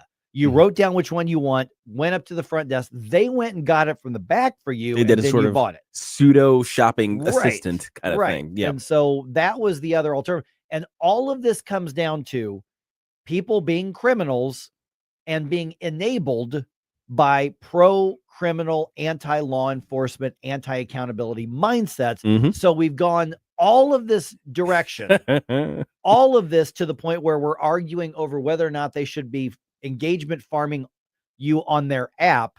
And all of it came from a mindset that says, don't punish criminals for stealing stuff. Yep. That's where it started. So, so I don't begrudge the business owners from trying to make lemonade out of lemons there. I mean, it is what it is. And to be fair, here's the other thing. If your alternative is to go online to buy your deodorant instead of the pay for the deodorant in the store, they're data gathering too. Amazon is gathering all kinds of data, from your shopping experience as well. If you happen to catch an ad on the landing page and you go to that and then you buy your deodorant, that data is doing the same thing that they're collecting as you walk through the store over at CVS. They know what deodorant you like. Yeah. Oh, they sure do. They know. And they know what sort of ads will distract you on your way to get your deodorant. Yeah. I mean, it's really a micro and macro management of us. Yeah. We're the product. Yes. They aren't selling us the products. We are the product. Yes. And so it's got that little bit of that creepy big brother vibe, but then you kind of go, boy, they're taking a crappy situation and making something. Oh, yeah. So you give them credit for that. But again, it's just kind of easier for me to just go on Instacart and just order it or go to Amazon on there. I think one of the things that's lost is impulse buying. Because then you can't wander down aisles and, hey, wow, what's that? Let me take a look at the packaging. Let me see what's going on. Let's see where it's made. Ooh, made in China. Okay, I'll move on to something else. It takes all of that away. So I would think that it's detrimental from that aspect. But what are you going to do? You've got all that theft. Well, the online impulse buying too is basically just the ads. It's the ads on the various pages. People who bought this also bought. You've seen those too, right? Yep. That's the impulse buy. They're trying to back sell you on more stuff. That's all impulse buying is. Let me pivot the talk here just for the last minute or so. You mentioned the impulse buying on this because this will affect all that. And retail has what they call, point of purchase sale, add-on sales. You always want to add something. Okay, so I have people like, Mike, why are you using like Instacart or something to bring your groceries? There's some other ones out there as well. And because you tip the driver or the person, so it costs more to do that as opposed to going to the grocery store for half an hour or 45 minutes or whatever. And I'm thinking, but the impulse buying always costs me more money. Right. And so when I'm having my groceries delivered, I'm actually more disciplined. you actually save money. I can stay on budget. That's true. I can probably save money.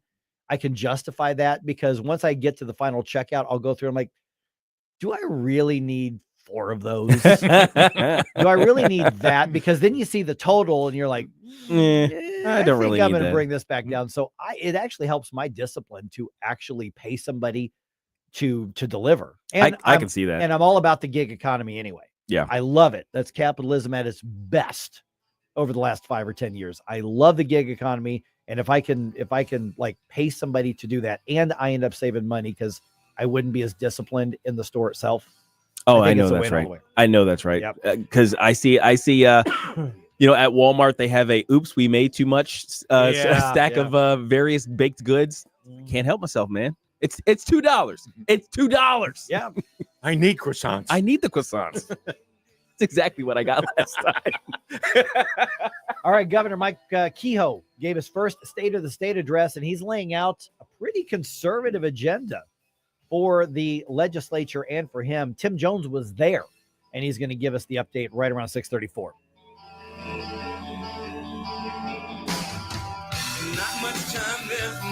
Watch us on our live stream using Rumble, Facebook, and Twitter. Get up.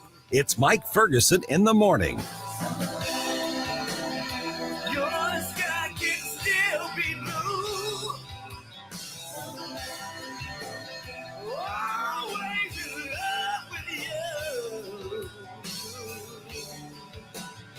From the Michaels Flooring Outlet Weather Center. Our January thaw continues to build momentum. Another day of mostly sunny skies and nice temperatures today, up to 54 for the high this afternoon. Clouds increasing after midnight tonight as a storm system inches closer. 35 for the low Thursday morning. And then the rain settles in tomorrow. Thursday looking wet from mid to late morning into the afternoon. Still mild with a high around 50, but a half an inch of rain possible, maybe even more.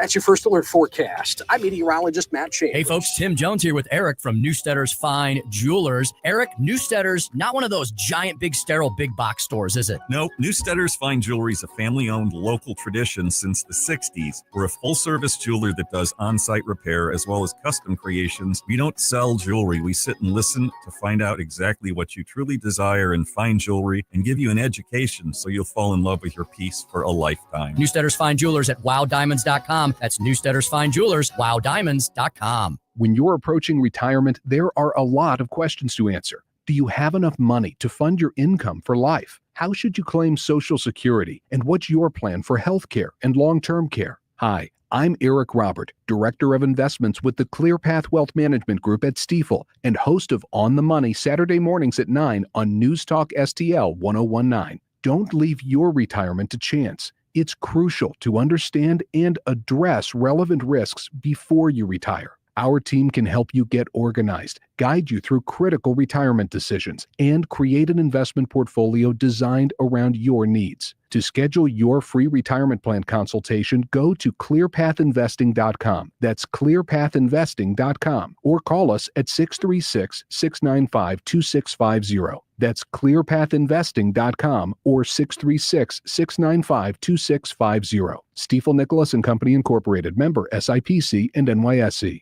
This is News Talk STL. News, analysis, and opinion from the voices you know and trust. News Talk STL at 1019, 94.1, and newstalkstl.com.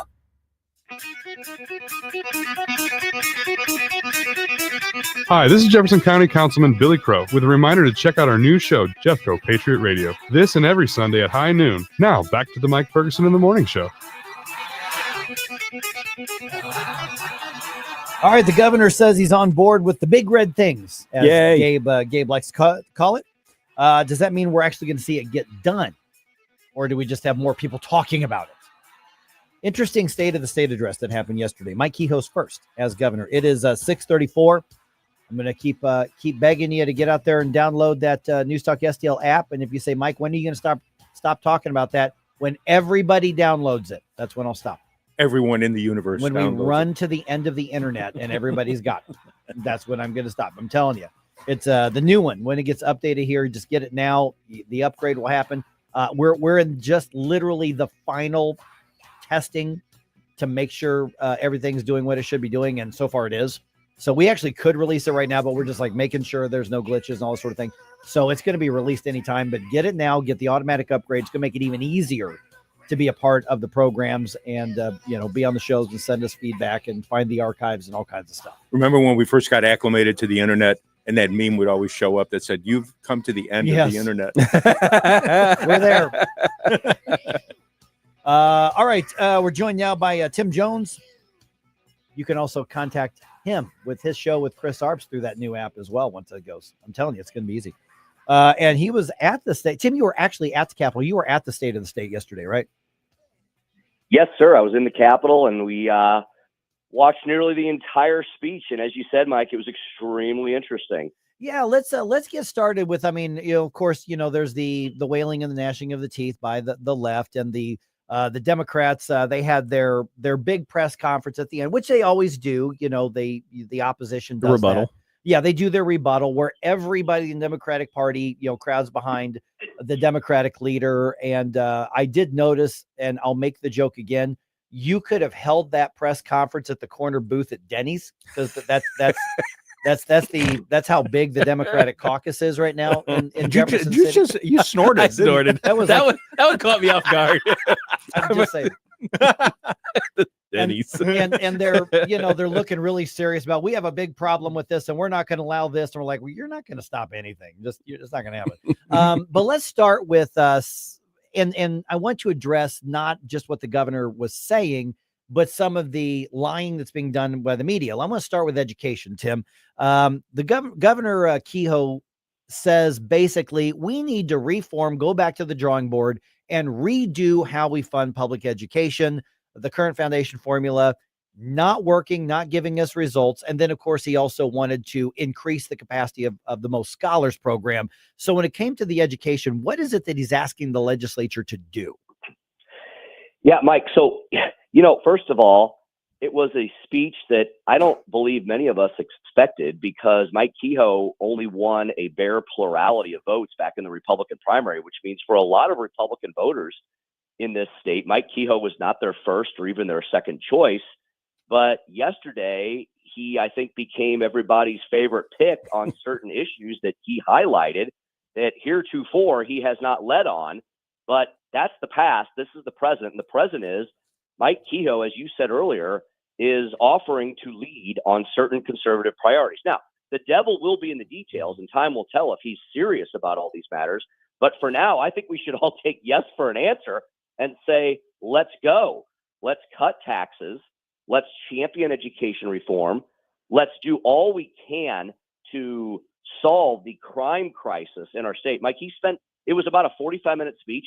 He spent over 10 minutes on crime and public safety with a heavy focus on his home birthplace of St. Louis, and said how sorry and sad the conditions are there, and that unless we get a handle on that by reforming how we police and how we support the police, then the rest of the speech does not matter, because we can't implement anything regarding education, taxes, or anything else if there's nobody left in the state, right? Because we've all left because it's too dangerous of a place to be in.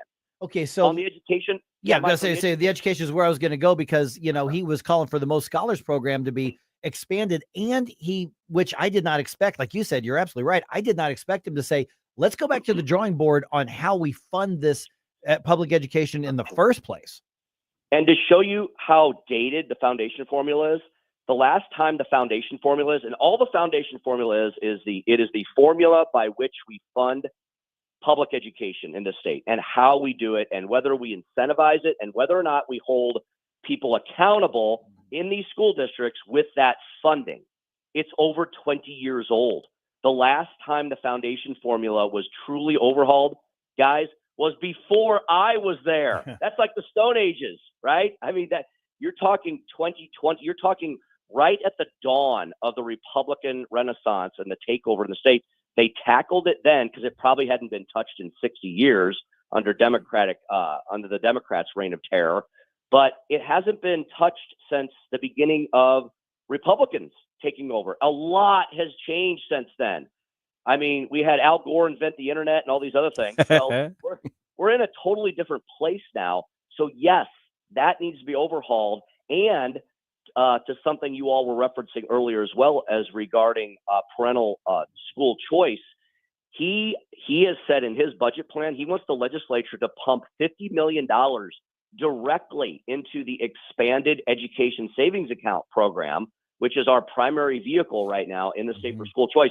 That's a direct voucher payment into that system. Hooray! We are finally moving forward in a significant step proposed by the governor for true significant school choice. So it was a speech that heavily focused on crime and public safety, getting the state back more involved in running the St. Louis City Police Board, which everybody on the planet, at least in the Show Me State, wants, except for Mayor Tashara Jones, defund the police, Mayor Tashara Jones.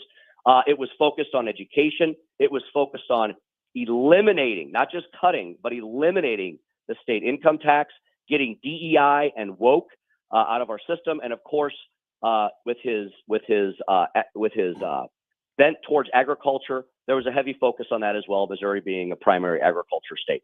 Something in the speech for everyone, we'll see how much he's able to convince the legislature to move forward, a legislature that's been largely stuck in the mud for the last 7 to 8 years. Couple things, Tim. This is Gabe. They're only sort of related, but one, was there anything else that kind of surprised you that is in the content of the speech? And then do you think that this tough talk from Kehoe is kind of a product of the current times in politics? Is this the way things are moving now, and he's just riding the tide? I think that's part of it. As I said, when he was in the state Senate for 8 years, and he was lieutenant governor for many years after that. And even though his voting record would show you that he supports all these efforts that he described yesterday, as I mentioned earlier, he has not led previously on these matters. Yesterday, he offered to lead. And guys, that's what we've been missing in this state. That's huge. Governor Mike Parson really didn't lead on much of anything except being the first to the next Chiefs playoff game. Let's be honest. That's what Mike Parson led on. There's not much of a legacy there. Mike Kehoe obviously wants to have a legacy. And it wants to be a legacy where he leads on big, bold conservative principles.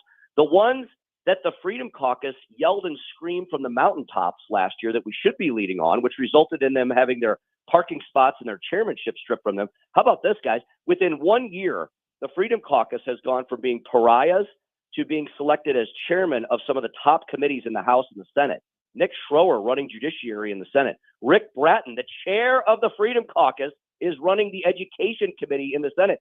And Mike Kehoe yesterday said he wants to overhaul the foundation formula for education, and he wants to see educational school choice. Well, that means Rick Bratton, the chair of the Freedom Caucus, is going to be right in the middle of all those discussions. In the House, Ben Keithley is chairing the General Laws Committee, a committee I used to chair. That's known as the Speaker's Priority Committee, and Ben's already getting loaded up with a lot of conservative priorities. Holly Jones, my state rep out in Eureka, no relation, but, brother or sister from another mother, she is going to be chairing the Children and Families Committee, which is going to be part and parcel of a lot of these discussions as well. So I think the big surprise was that, it wasn't a speech of conservative, bomb throwing and firebranding, but it was saying these trademark conservative issues are the ones that Mike Kehoe wants to lead the legislature on, something we've been lacking. Now, do we have the leadership in the Senate and the House? Unlike last year where Caleb Rowden continued his track record of killing, slowing down, and dismantling conservative priorities, we do have, again, they're saying the right things, leadership in the House and the Senate that has said they're going to make the priorities that Mike Kehoe mentioned their priorities as well.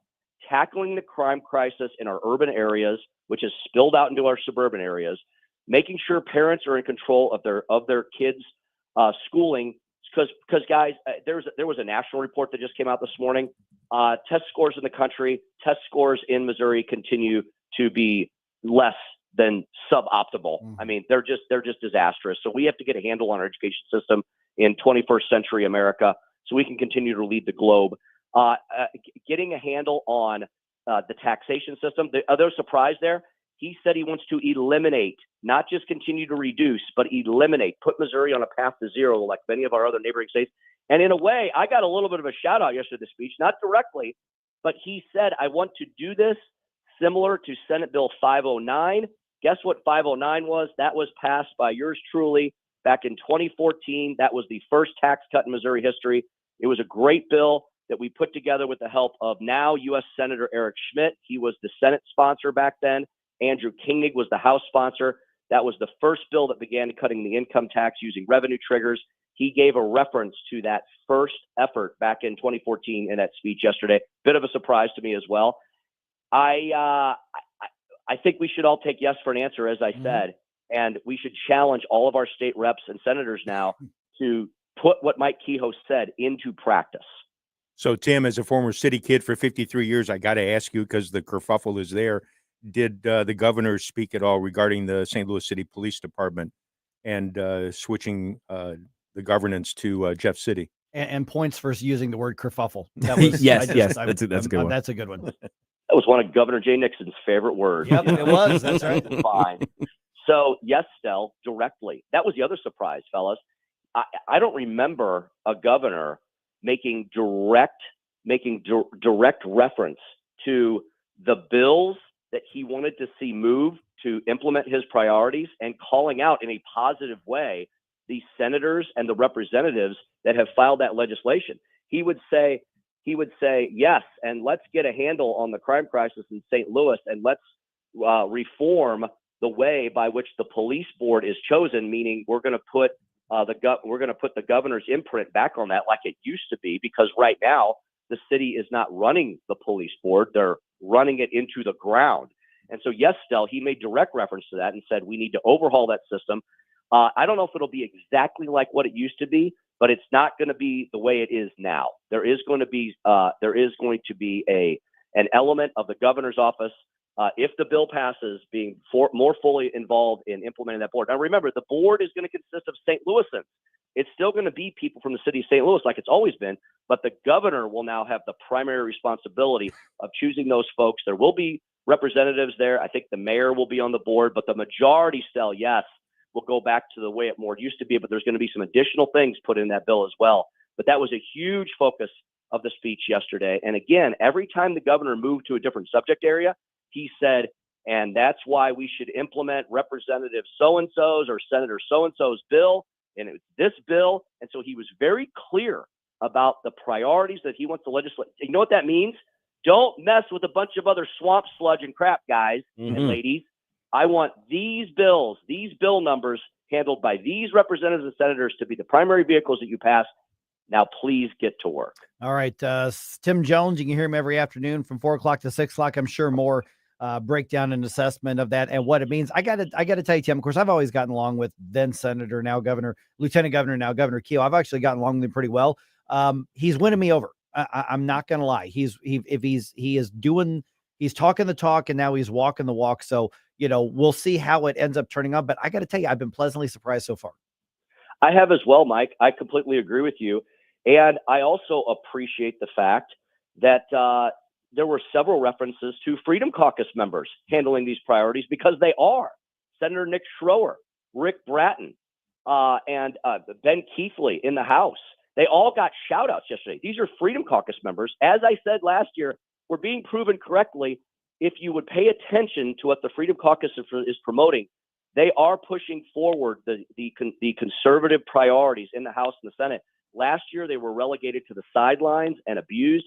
This year, they're being held up as having the key signature legislative priorities for the session. They and many of their conservative allies. So let's implement these things and move Missouri forward. All right. We'll be listening this afternoon at 4 o'clock. Thanks a lot, Tim. Thanks, Tim. Thanks, guys. You have a great show. We're going to bring you updated what's happening around the area with another news dump. And then at 7:05, this is going to be interesting here. Elon Musk now solo leading Department of Government Efficiency. Is it too early to say, hey, focus here? You may be missing the point just a little bit. This is good, but this is better. We're going to get an opinion on that right around 7:05 here on 1019 94.1 News Talk STL. Like us on Facebook at News Talk STL. Get up, St. Louis. It's Mike Ferguson in the morning.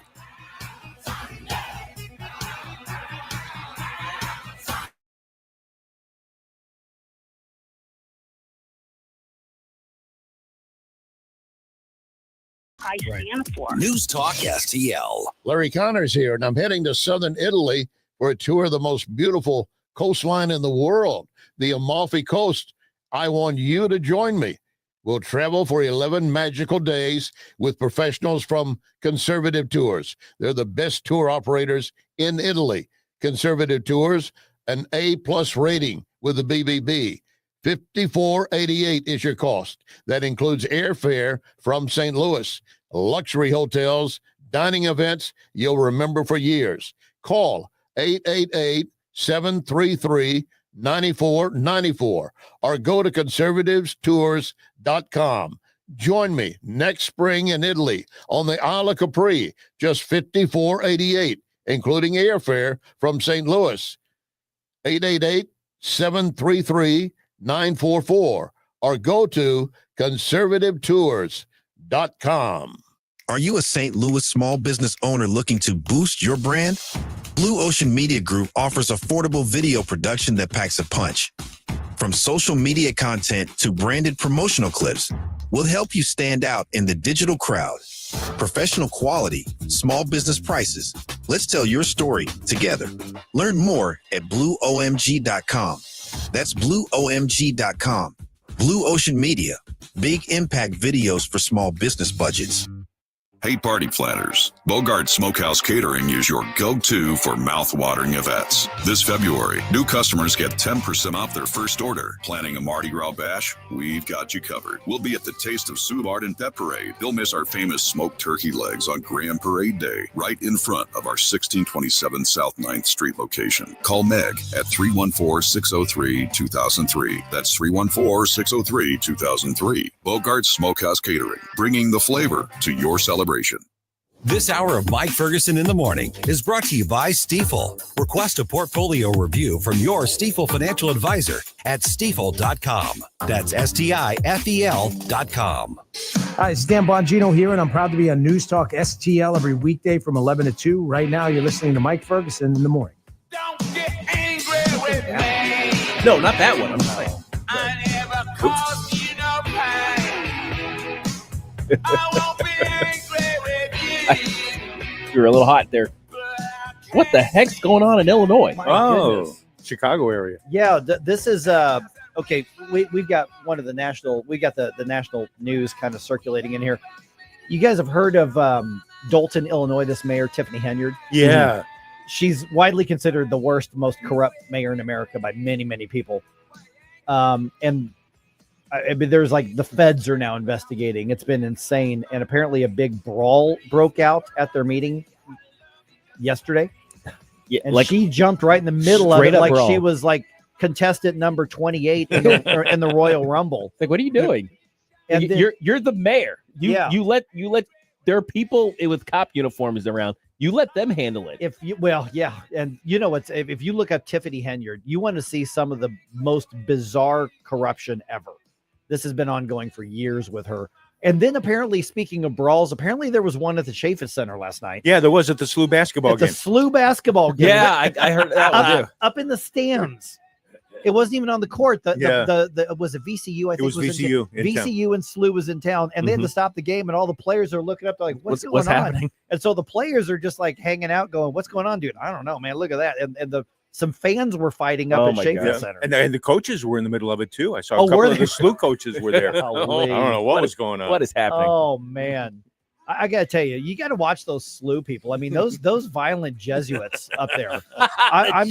You just got to keep an eye on those Jesuits, man. Jesuits. I'm just telling you, they will body slam your ass.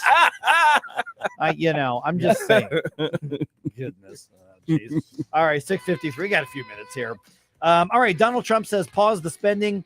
Judge says no, keep the spending going. And the drones. We have an update on the drones. I want to know about the drones. If you believe the government, do you believe the government? Probably not, but let's see. Let's do a mini news dump right here. Successful dump. Wake up, America. It all worked out. They got all the news. The morning news dump. All right, President Trump taking action to freeze federal loans and grants and some other spending in an effort to assess the spending and possibly make cuts. Senator Kevin Cramer, who is a Republican out of North Dakota, was on Fox's special report. This is temporary. He won a mandate and promised that he was going to try to get our fiscal house in order.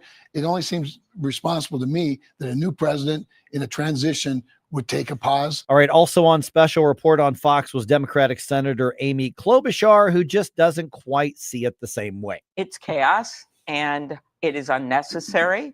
And if the president wants to work with us, the Congress, Article 1, the Congress of the Constitution of the United States, instead of having some bureaucrat in the Office of Management and Budget send out a memo saying, hey, all this funding is paused, we'll work with him. All right. A federal judge who was appointed by President Biden put a block on the freeze. So basically put an unfreeze on.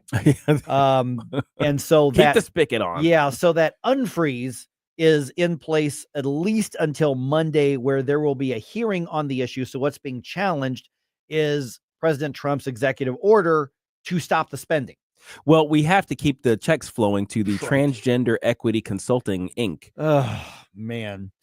And speaking of that, by the way, President Trump signs another executive order aimed at curtailing sex change treatments and operations. In a new directive, the president said it is the policy of the United States that it will not fund, sponsor, promote, assist, or support the so-called transition of a child from one sex to another. The executive order applies to people 18 and under. Earlier this week, the president directed the Pentagon to conduct a review that is likely to lead to transgender people being barred from military service.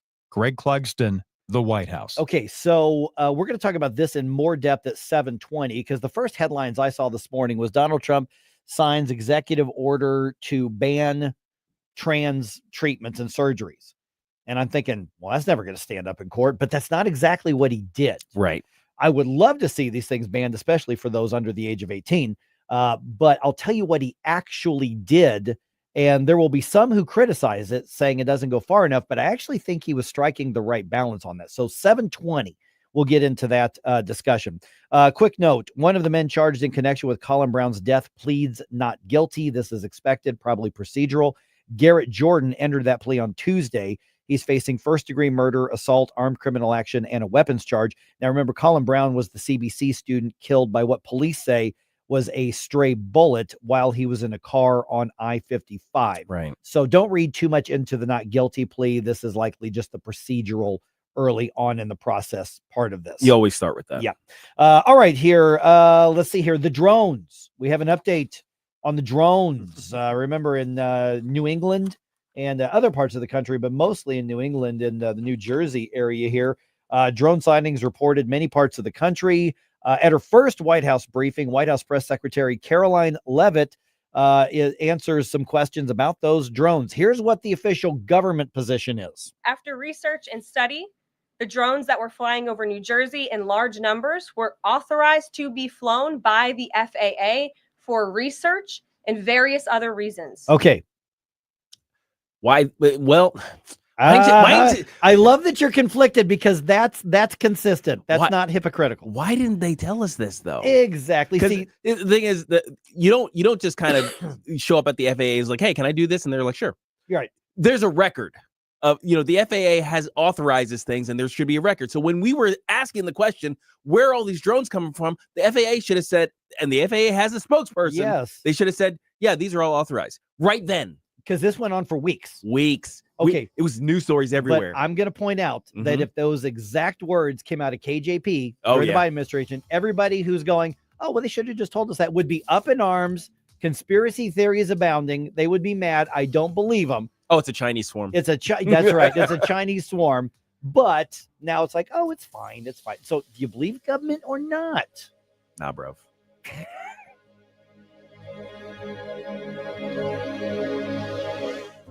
Jewels on Hampton and St. Louis Hills is paying some of the highest prices on gold, silver, diamonds, semi-precious colored stones, coins, flatware, and fine watches on site. Jewels on Hampton is a premier jeweler featuring Alvanza's jewel art designs with an exquisite selection of diamonds, semi-precious stone jewelry, and vintage watches. Their expert design team can restyle your jewelry to today's contemporary style. They also do jewelry and watch repair. Need extra cash? Jewels on Hampton is paying some of the highest prices on gold, silver, diamonds, semi-precious colored stones, coins, flatware, and fine watches. Bring in your collectibles and clocks and sports memorabilia and figurines too. Jewels on Hampton, 4506 Hampton, just 3 blocks south of Chippewa, and jewelsonhampton.com. Call them at 314-752-5000, 314-752-5000, and jewelsonhampton.com. Jewels on Hampton. KLGY HD3 Clayton, K270BW Bellefonte, KNBS Bowling Green. This is News Talk STL at 1019, 94.1, and always streaming at newstalkstl.com. News this hour from townhall.com. I'm Rich Thomason. It's an act now kind of offer looking to trim the federal payroll, currently 2 million plus employees. The Trump administration is offering buyouts to any Fed who agrees by next week to leave by the end of next week. In his push to cut the size of the federal workforce, President Trump is dangling 7 months of salary and benefits in front of any government worker who resigns by February 6th. According to a Trump administration memo, the buyout offer is described as a dignified, fair departure. Anyone who participates in the deferred resignation program will retain all pay and benefits until the end of September. White House correspondent Greg Clugston. Defense Secretary Hegseth wasting no time shaking things up at the Pentagon. Among other moves, he has stripped retired Army General Mark Milley of his personal security detail and his security clearance. Milley is accused of undermining the chain of command during the first Trump administration. Israel banning UN relief workers from operating in the country. Israel's UN ambassador Danny Danon says the ban will take effect tomorrow. This decision was not made lightly, nor was it made quickly. It was not a political decision. It was simply a necessary one. It follows decades of betrayal by an agency that has placed political agendas, neglect, and cover-ups over humanitarian principles. Meanwhile, President Trump is inviting Israel's Prime Minister Benjamin Netanyahu to visit the White House next week.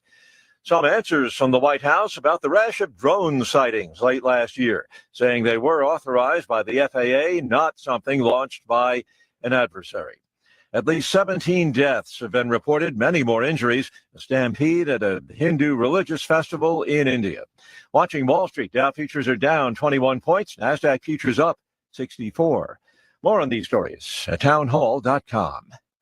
A new president is sworn in. America's greatness is being restored. And there's breaking news every minute.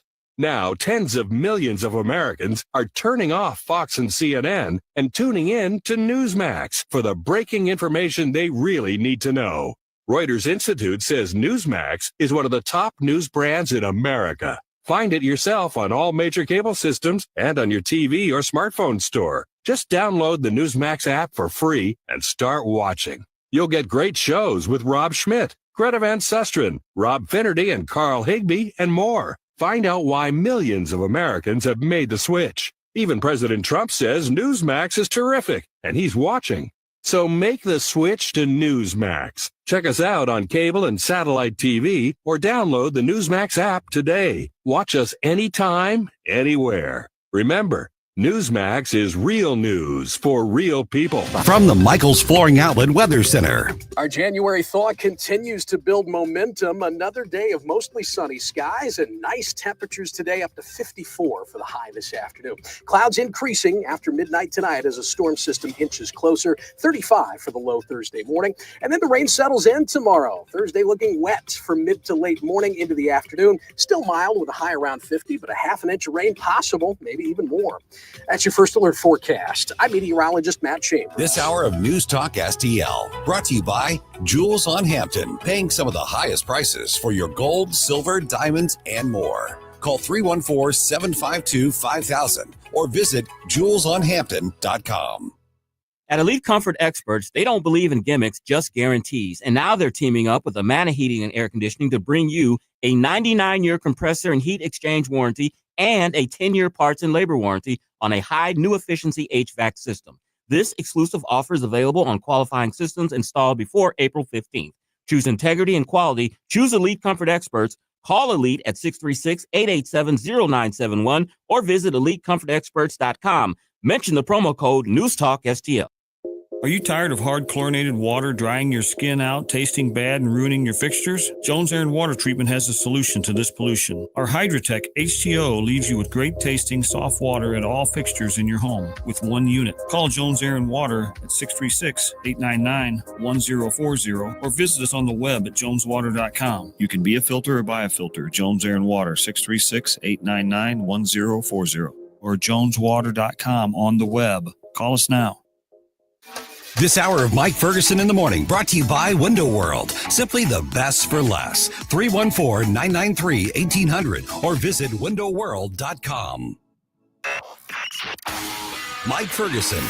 You play ball like a girl! Gabe Pfeiffer. I triple dog dare you! Get up! Get up! Can't you hear the alarm? Get up, St. Louis. So it's time to get out of bed. Pour yourself the greatest cup of Kofifi the world has ever seen.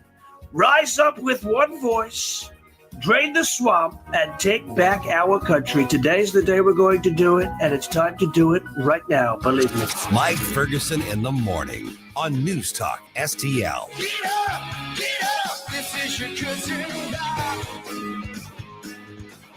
Okay, they're just getting started, but is there a chance to make DOGE more efficient already while DOGE is looking to make government more efficient? Interesting take by our friends at the Competitive Enterprise Institute. I think this is really kind of an important conversation they're trying to spur on about this. By the way, still ahead here, Donald Trump issues another order, knock off the trans nonsense, or at least get the government out of it.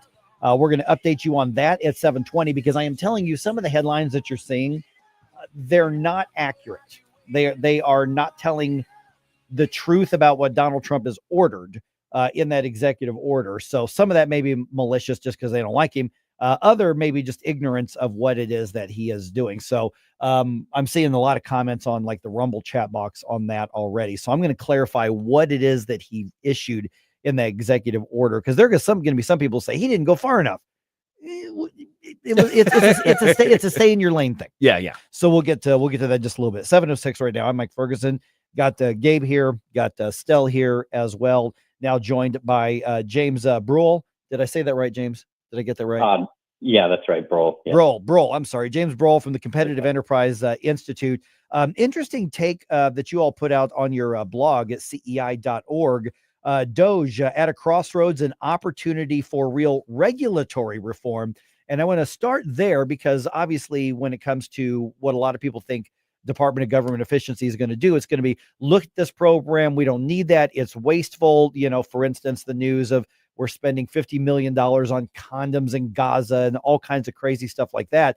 But what you're arguing, as I'm reading it, is that you're saying, okay, yes, look for all that wasteful spending, but also look for opportunities to save money and, make government more efficient and more responsive and frankly limited in the regulatory sphere as well. What do you mean by that? So let's kind of set the table there. Sure. Well, so since we've started hearing about DOGE a couple months ago, there have been very grand, ambitious plans to cut spending by $2 trillion a year and reduce unnecessary waste and reduce regulatory burdens. And when you actually look at the executive order that Donald Trump issued creating DOGE, it's a much more narrow scope of what this office is being tasked to do. First of all, it just took an existing office called the U.S. Digital Service and renamed it the U.S. DOGE Service. And they're really only being tasked with technology upgrades across agencies. So they'll put some staff in the various different federal agencies, and then their job is to upgrade technology and IT and software. And so it's their actual mission, according to the executive order that created DOGE, is far, far more narrow than what we're hearing every day in the press. James, let me jump in there real quick. So when we see on X or Twitter, Elon Musk posting about, hey, we got this suggestion, here's a whole thing that can be eliminated. Does that mean that this would be in addition to what the scope of work actually is? Because I think a lot of people are getting caught up in the social media conversation. I'll be honest, what you just said right now, I didn't know that. That's news to me. And I study the news, for a living and report on it and discuss it. And so all of the other things that they're taking suggestions for is like programs to be cut or positions to be cut, things like that. Is that outside the scope of what's actually ordered? So I think it's important to distinguish between what DOGE is going to do and what the Trump administration is doing. So DOGE is just one office within the broader Trump administration. That includes many officials, many agencies. They have their agendas. And what's happening is basically Elon Musk on Twitter and DOGE, the Twitter account, they're promoting things that the Trump administration is doing. But it doesn't necessarily have anything to do with what Elon Musk or DOGE have been involved in or recommended. So they've become kind of a mouthpiece for the administration and a device for marketing things the administration are doing. But it's not clear that any of these things wouldn't have happened anyway, even absent the existence of this entity called DOGE. Morning, James. Gabe Pfeiffer here. So what would you suggest then should happen? How should this be restructured to actually accomplish what we're hearing they're supposedly oriented towards doing? So I think part of the reason the mission has been narrowed so much is just that there's limits to what can be done through executive action. And so I think that they scaled back their ambitions when they realized, DOGE, this entity, didn't have much authority to actually force agencies or to do anything or force cuts in spending. But that doesn't mean there's nothing that can be done. It doesn't mean the only thing that can be done is tech upgrades. So the Trump administration during the first term had instituted a regulatory budget. They had a policy of every regulation in, we're going to eliminate 2. They should bring back some of these reforms. And the most logical entity to implement these kinds of broad-based government efficiency improvements is the Office of Management and Budget. And so I hope, as the OMB gets a director, Russ Vogt is going to have a vote soon in Congress, that some of these bigger, more sweeping regulatory reforms will be implemented by OMB, and that DOGE, it just looks like it's not going to be as effective as we had hoped. Okay, so just to be fair on the technology upgrades and efficiency part of this, is there room for significant savings or increased efficiency with that, even with that narrow thing that a lot of people may be surprised to hear about possibly for the first time? I mean, is there a there, so to speak? I guess it's a little unclear what they have in mind. I mean, before this executive order, there was some vague discussion about using artificial intelligence to identify waste. On the one hand, that sounds good. I mean, maybe new technology can help us find programs that aren't working as well as they should. On the other hand, I'm a little nervous that this is just going to become some kind of program to give contracts to XAI, which is Elon Musk's, AI company. Maybe that's not what it is, but it certainly has the appearance of potential conflicts there. So I think it really is unclear how effective that will be. We are visiting with James Broughel from the Competitive Enterprise Institute. Pardon me, from the Competitive Enterprise Institute, and you can find the blog at cei.org. It is DOGE at a crossroads, an opportunity for real regulatory reform. Okay, so a lot of, and you just alluded to this a few minutes ago, there's a lot of things that they will be suggesting, but they don't really have the authority to cut spending and cut programs. Do we still have the plan in place for them to basically present a list to Congress and say, here's what we think you should cut? Is that part of the tandem work that they can and will be doing? There's nothing like that in the executive order that created DOGE. So there's no official mission like that. That doesn't mean they can't do it. So it may be that they're going to issue some reports with reforms that are recommended for Congress or the executive branch to implement. And it may be that Elon Musk has the ear of the president. And so when he identifies programs that are wasteful in a kind of informal mechanism, he'll tell the president and they'll institute some changes, but that's not actually in the mission of DOGE.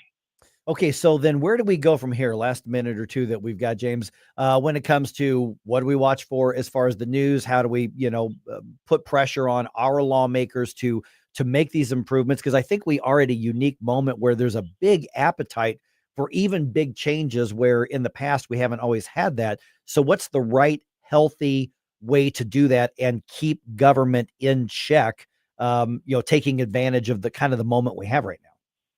I mean, the ideal solution would be for Congress to expand the responsibilities that DOGE has. I know that Joni Ernst, for example, is considering legislation that would give more concrete responsibilities to DOGE, like reducing regulatory burdens by 30%, or creating offsets where for new burdens added, old burdens have to be removed. That would be a step in the right direction. Absent action from Congress, you could implement government-wide sunset provisions through executive action. So you could have all an agency's regulations expire every few years, and then they have to review them in the interim and decide what to keep. Those are a few ideas as to reforms that could be done and could take things to the next level. Yeah, I'm a big fan of like sunset clauses. Oh, absolutely. On things. I think that's just a smart way to do a lot of stuff. All right, James, once again, cei.org is where we're going to find the blog. If people want to follow the work that you're doing specifically, what's the best way to do that? You can follow me at James Broughel on Twitter, BROUGHEL, or just go to CEI.org, our website. All right, James, appreciate it, because I think this is probably new information for a lot of people who didn't really thought that DOGE was something bigger and more wide-reaching than it actually is, that we're hearing for the first time here. Thanks. All right, we'll talk to you again soon, James. All right, 7:15 right now, 314-912-1019. So disappointed. Yeah, see, there's actually some things there I'm like, wait a minute. I read his thing, and that's why I wanted to book that interview. I saw them like, wait a minute, that's not what we thought this was. I just read the order itself. Yeah, he's exactly right. Yeah, it's all it's talking about is tech updates. Yeah, it doesn't even have anything about reviewing government spending at all. So now, because we have been sold a bill of goods on this, by our side. I feel deceived for most people. So now it's a matter of let's keep the pressure on to say, hey, that stuff you promised us, that's what we want. Yes. So don't fail to deliver $2 trillion in cuts and then say, but no, technically we did what we were supposed to do. That's not what we want. All right. Donald Trump issues another executive order on this whole trans nonsense. Let me tell you what he actually said versus what some of the media is reporting. We'll get into that at 7:20. Well, there you go again, listening to Mike Ferguson in the morning on News Talk STL. Tim Jones and Chris Arps in the afternoon. We'll speak with Zach Smith on whether the Supreme Court will end up ruling on Trump's executive orders, and at 5:20, Jake Morabito on TikTok's future. Tim Jones and Chris Arps, weekdays at 4 on News Talk STL. Whether you're a saltwater fish fanatic, reptile enthusiast, or looking for small animal supplies, Lynn's Pets has it all. From feeder insects to exotic birds, we got you covered. The Kevin of RC are passionate experts who don't just sell pets, they educate and care. One same-day delivery and personalized service, we live for it. Big chain stores, forget about it. At Lynn's Pets, we save you money and provide top-notch service. Lynn's Pets in the heart of Lynn'sville. Call 636-327-7700 or find us on Facebook. Tim Jones and Chris Arps in the afternoon. Attorney General Andrew Bailey. I just realized who you remind me of now that you're rocking the beard. Do you and J.D. Vance get mistaken for each other? You guys could be brothers, I think. Yeah, which is a good thing. We served in Iraq at the same time. Our nation's in a good spot with this administration coming in office. Do you wear eyeliner? I do not. I'm not quite that cool. Tim Jones and Chris Arps, weekdays at 4 on News Talk STL. Student loans can be a strain on your family. For a limited time, the Springfield, Missouri Police Department is offering qualifying new officers up to $12,500 to help ease the burden of student loans. If you're driven, honest, and team-oriented, we want to talk to you about joining our next paid police academy. Start serving your community as a leader of it with the Springfield Police Department. Visit gospd.com for more information. That's gospd.com. Brought to you by the Springfield, Missouri Police Department. Stumped on the perfect Valentine's gift? We've got you covered. News Talk STL wants to help you paint the town red with your special someone.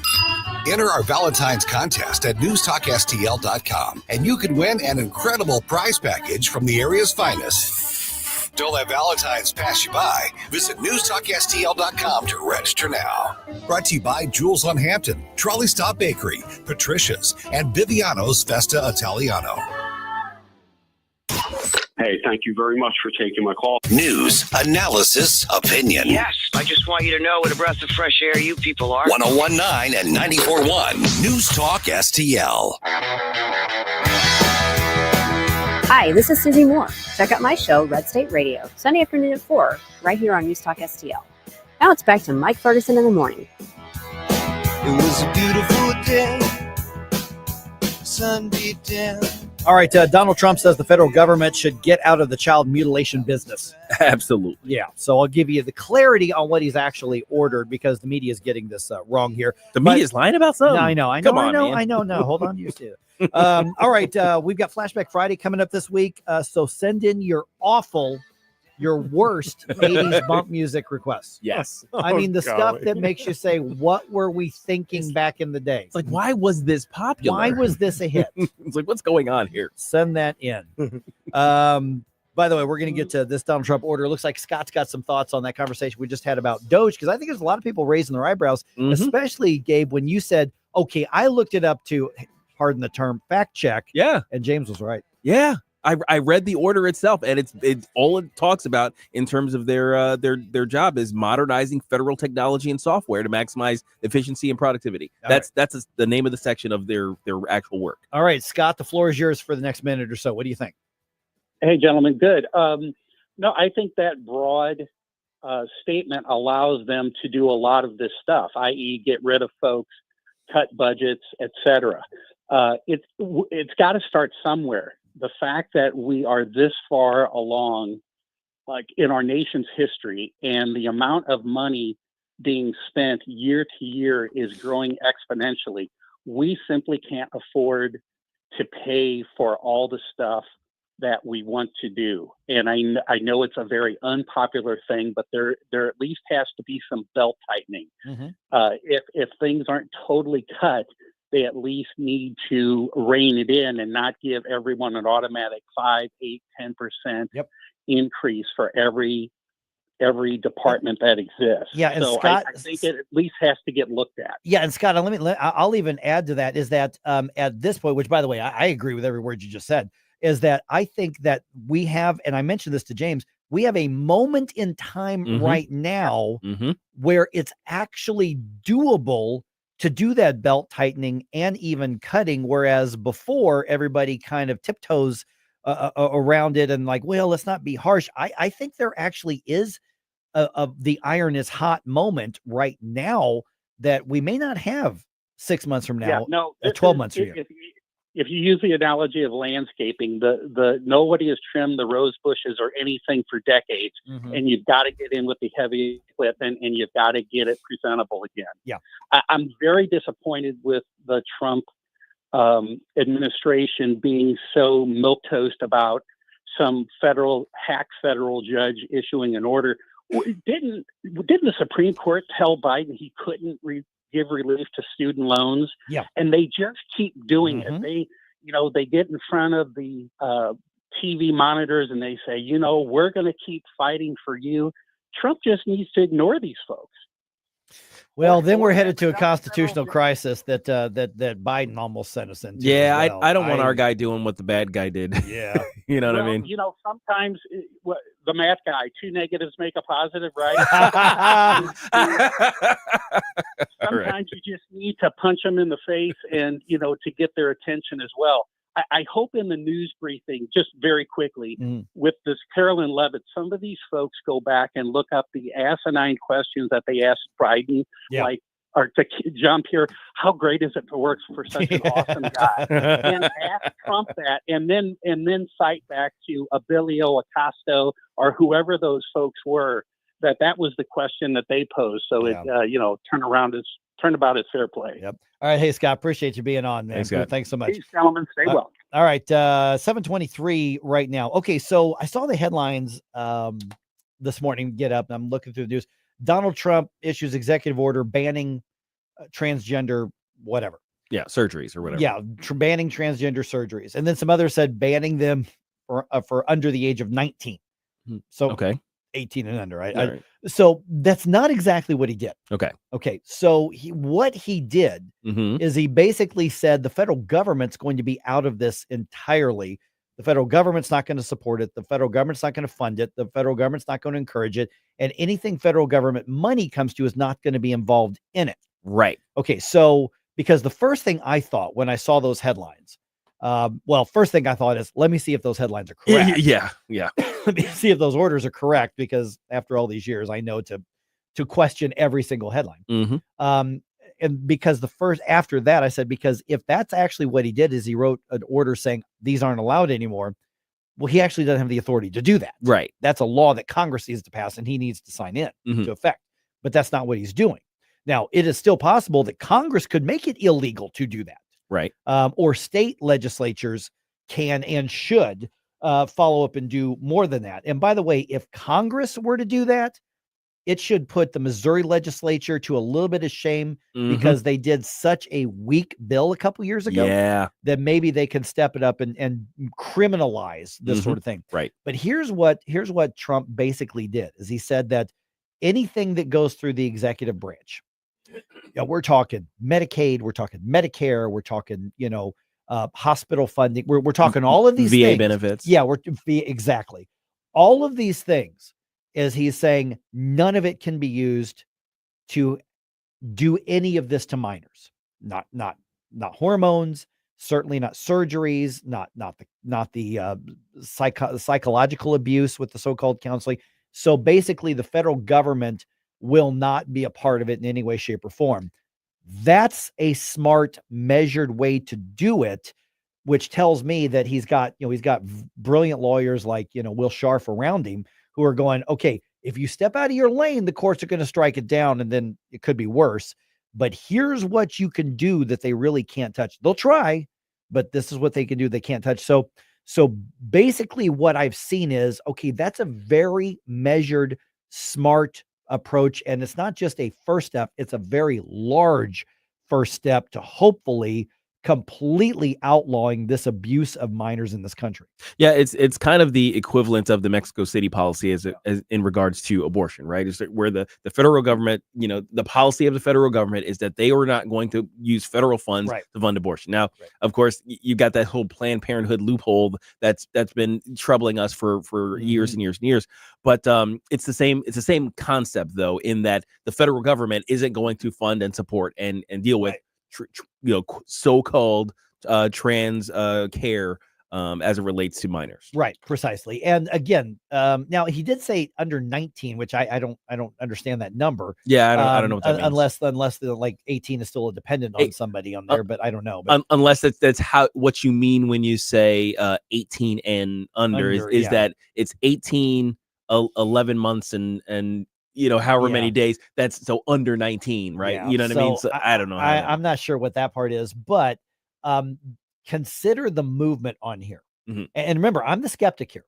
I mean, there's a lot that Donald Trump's doing right now that I really like. There's some things that he's doing that I disagree with. Mm-hmm. This right here is a welcome improvement from what we saw in Trump version 1.0. Yes. This is hitting this issue, and he has tapped into the cultural exhaustion and people recognizing this has not only gone too far, but we should have never gone this direction at all. Mm-hmm. This is our opportunity to protect young people in this country. Now they still are struggling with the mental illness and the perversions. Once they're an adult, they want to pay for it themselves. I don't even think the law should stop you from doing that. That's where my libertarianism comes in. I think you've got a right to make a very stupid, unhealthy decision if you want to. Not that I'm more interested in limiting government than I am stopping you from doing something stupid to yourself as an adult. Yeah, I mean, the guy who turned himself into a non-binary dragon, he's allowed to do that. He's allowed to pay for some guy to etch scales into his skin, to implant fake horns underneath the skin of his skull, on the top of his head. He's allowed to have his teeth shaved into sharp teeth.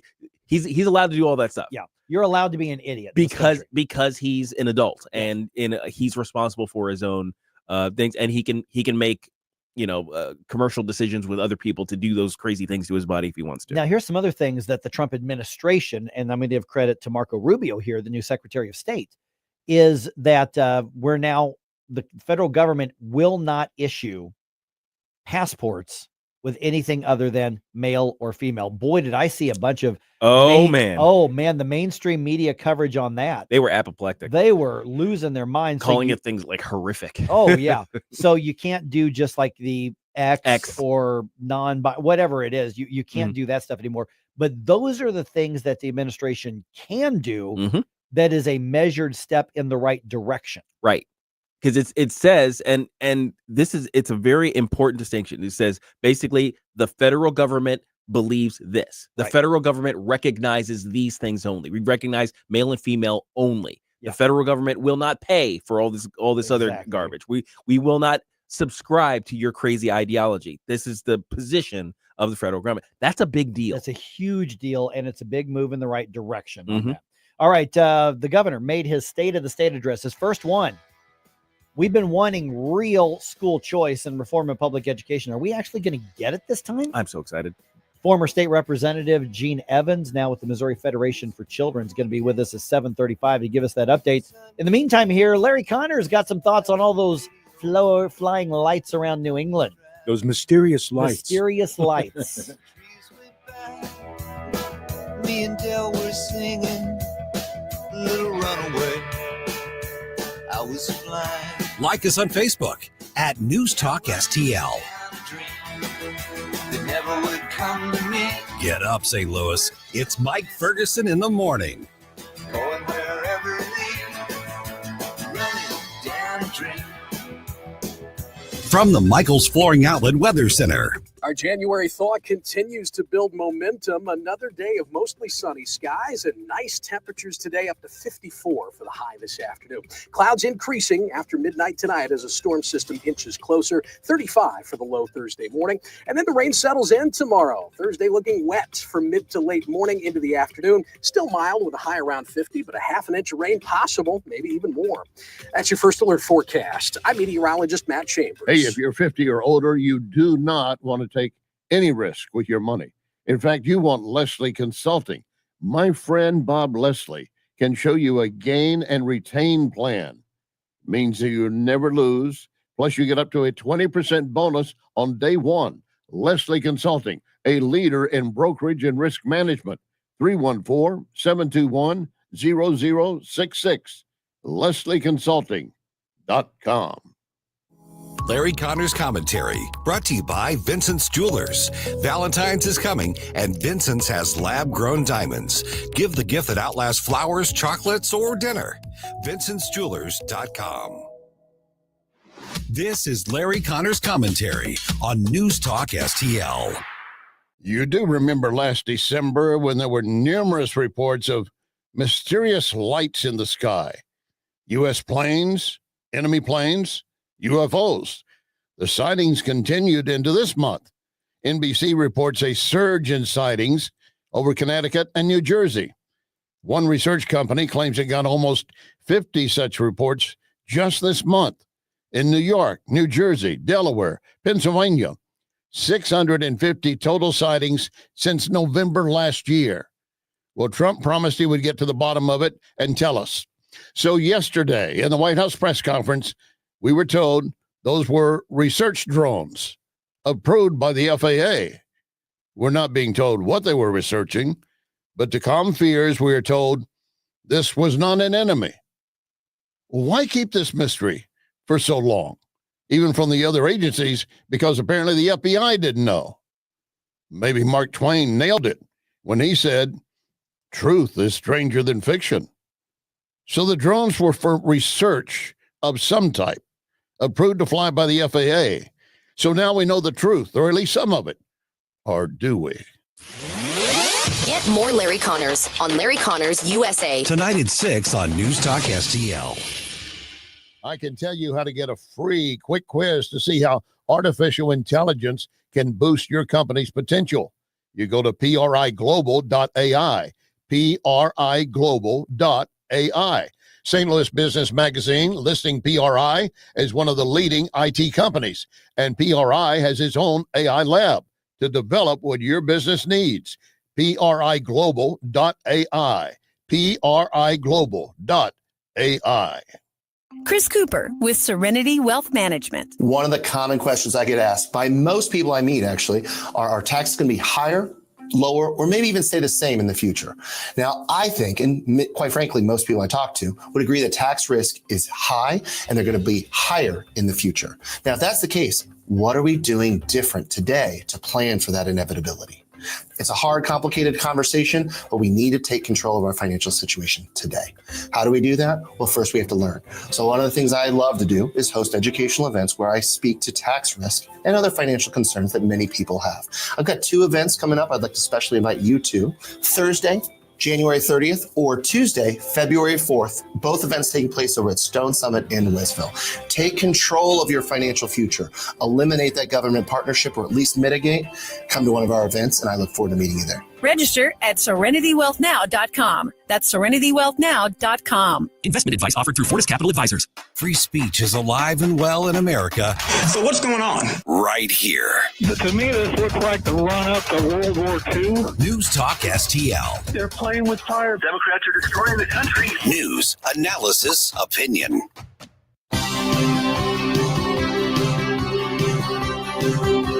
Hey guys, Aaron Dorr here, host of Shall Not Be Infringed, Sunday nights at 9. But now it's more of Mike Ferguson in the morning on News Talk STL.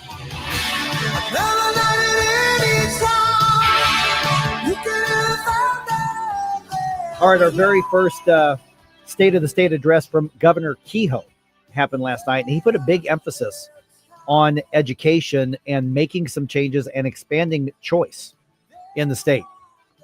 there's always been that push in the legislature. It just tends to fizzle out at the end. But if you've got a governor who's putting the weight of his office behind it, saying, I want to work with the legislature and get this done, and putting it on record, do we have a chance to actually get some of that school choice accomplished this year that we haven't in years past? 7:35 right now. Going to get the update on that. I'm Mike, got Gabe here, got Stella here.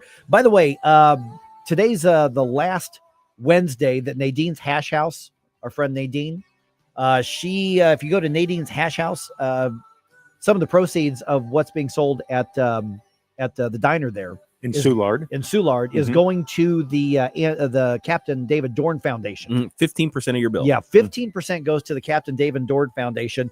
Matter of fact, one of the station owners, Joe Rush, is either out there or he's on the way out there. He should be there now. And he's bringing us food. Yes, he is. Do you guys know what you're going to get from Nadine's? I just sent my order in. I'm getting the streusel pancakes with a side of potatoes. And what are you getting? the veggie omelette. Ooh, See, nice. I was looking at that. I was looking at that, but I think I'm doing the Greek omelet. Greek omelet sounds myself. good too. Yeah, I'm going to do that one. I was on the fence about getting an omelet or pancakes, and I'm just like, I haven't had pancakes in a good long while. So but we've been there, we've eaten there. Yes, it's delicious, and the David Dorn Foundation does so much for the families of fallen officers and for those still in the line of duty right now. So Nadine's Hash House, that's a great place. Even if you just go get a cup of coffee, you're helping out. Yeah, on South Broadway, by the way, close to Soulard Market. Yep. All right, coming up on 7:37 right now. Now joined by a former Missouri State Representative, now with the Missouri Federation for Children, Gene Evans. And Gene, man, first of all, great talking to you. Thanks so much for being on here. Secondly, when you're taking in what the governor said at his first State of the State address, I think there's been a lot of people who kind of said, man, he was bold. He is laying out very clearly and forcefully some big things he wants done. Let me start with his call to expand the Missouri Scholar, the Most Scholars program here. What does that tell you about the message he's not just sending to the legislature, but to the state itself when it comes to how education should be viewed in Missouri? Well, he's keeping his promise. I mean, he's been talking about school choice for a long time. He's a longtime school choice supporter. He has helped tremendously working with leadership and individual members to pass the school choice that has come through so far. I mean, he's been a key element of that. And he's keeping his promise. He told me 2 years ago when he was, running, he's like, well, I don't know if I have all the policy right. All I know is the money should follow the student. And I was like, well, that's a great place to start. Yep. So he is committed to this. And I got to say, it's been a while since a Republican governor in Missouri giving a State of the State got more applause from Republicans than Democrats. So that was very nice to hear. He was getting many standing ovations for his policies because he's a conservative and he's doing bold things. But the big thing, the $50 million is huge. I mean, there's so many kids that we can help with that kind of money. To redo the foundation formula is the real key to getting sustainable school choice, universal school choice throughout the state, which is what the ultimate goal is. And without redoing the formula, it's very difficult. You end up with programs and bureaucrats, and what you need is to redo the formula. And he wants to do that. And that is a behemoth, guys. Yeah. I mean, that is a huge task. And I've seen Democrats criticizing him, saying he's cutting funding for education. He's not. He's just not giving them as big of an increase as they want. And you know how things get phrased by Democrats sometimes that, oh, well, we're not fully funding whatever just because they didn't get as much of an increase. And that is the case. He's giving more money. But this foundation formula, the way it's constructed, it's going up exponentially. And at the same time, the number of students in the schools, public schools, is going down. So he's saying we got to take a look at this. This isn't right. And anybody who works in education, whether they're pro-ed reform or against ed reform, will tell you that the foundation formula needs to be addressed. And I am thrilled, one, that he's doing something immediate by funding Most Scholars, and two, by looking at the long-term needs of students and families in the state. Good morning, Gene. Gay Pfeiffer here. So, among the lies that are coming out of the Democrat side, the liberal side, especially the media, is mislabeling this as a voucher program, the Mo Scholars program. Could you just help our listeners so that they can be equipped to explain the difference to their friends when they hear this stuff? A voucher is basically something where you take to a private school, and that's all it can be used for. What we have is an ESA, an education savings account, so the money can be used for a variety of things to help students, including tutoring, even therapies for students with special needs. As you may know, the program does target low-income and special needs students. We have a high number of students with special needs, and they require special needs services, and those are very expensive. So it's not a voucher program. The reason why opponents use that terminology is because in the past it has polled well for them. It's the best polling they get. All their polling is bad, but it is the best polling they get. However, as we're seeing, that is actually going away. And by the way, I don't know if you guys saw this, but breaking news this morning, President Trump's going to sign another executive order on school choice today, having to do with grants and the military. I was just reading the article when I had to talk to you guys, so I don't have all the details, but he's expected to sign another executive order. I think it's prioritizing funding for states that follow school choice.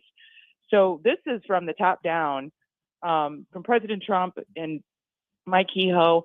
We are going to get school choice here for students in Missouri. Yeah, Gabe, I'm glad that you asked that question regarding the terminology when Gene, when he asked you about the whole vouchers versus ESA thing, because I saw that and it just ticks me off, because you see the media reporting it, whether it's in social media headlines or that. And I don't want to cast aspersions and call anybody out and name names like Jack Suntrup from the St. Louis Post-Dispatch, who repeated over and over and over, he called for $50 million in vouchers, which is not the case at all. A tax credit ESA program, a voucher comes from the government. This program does not come from the government, although people can get tax deductions to contribute to it. And that honesty and people understanding what it is could make all the difference in the world in the political side of it. I mean, you've been through those, but I mean, you were fighting this in the legislature before it became cool to be for school choice. Well, I think it's also important to note that, there's been a big emphasis on crime. And I saw some opponents of the governor saying, well, he's not looking at the root causes. Well, education is really important when it comes to addressing crime. People need to feel like they have an opportunity to work and support themselves. And in some of the areas of our state, they can't learn to read or write. So crime seems to be the only avenue in order to, pay your bills. So I think he's addressing crime at every level. And I don't understand why anyone, a public official, anyone would be against a child getting an opportunity to go to a school that best suits their needs or get a therapy that will help them thrive.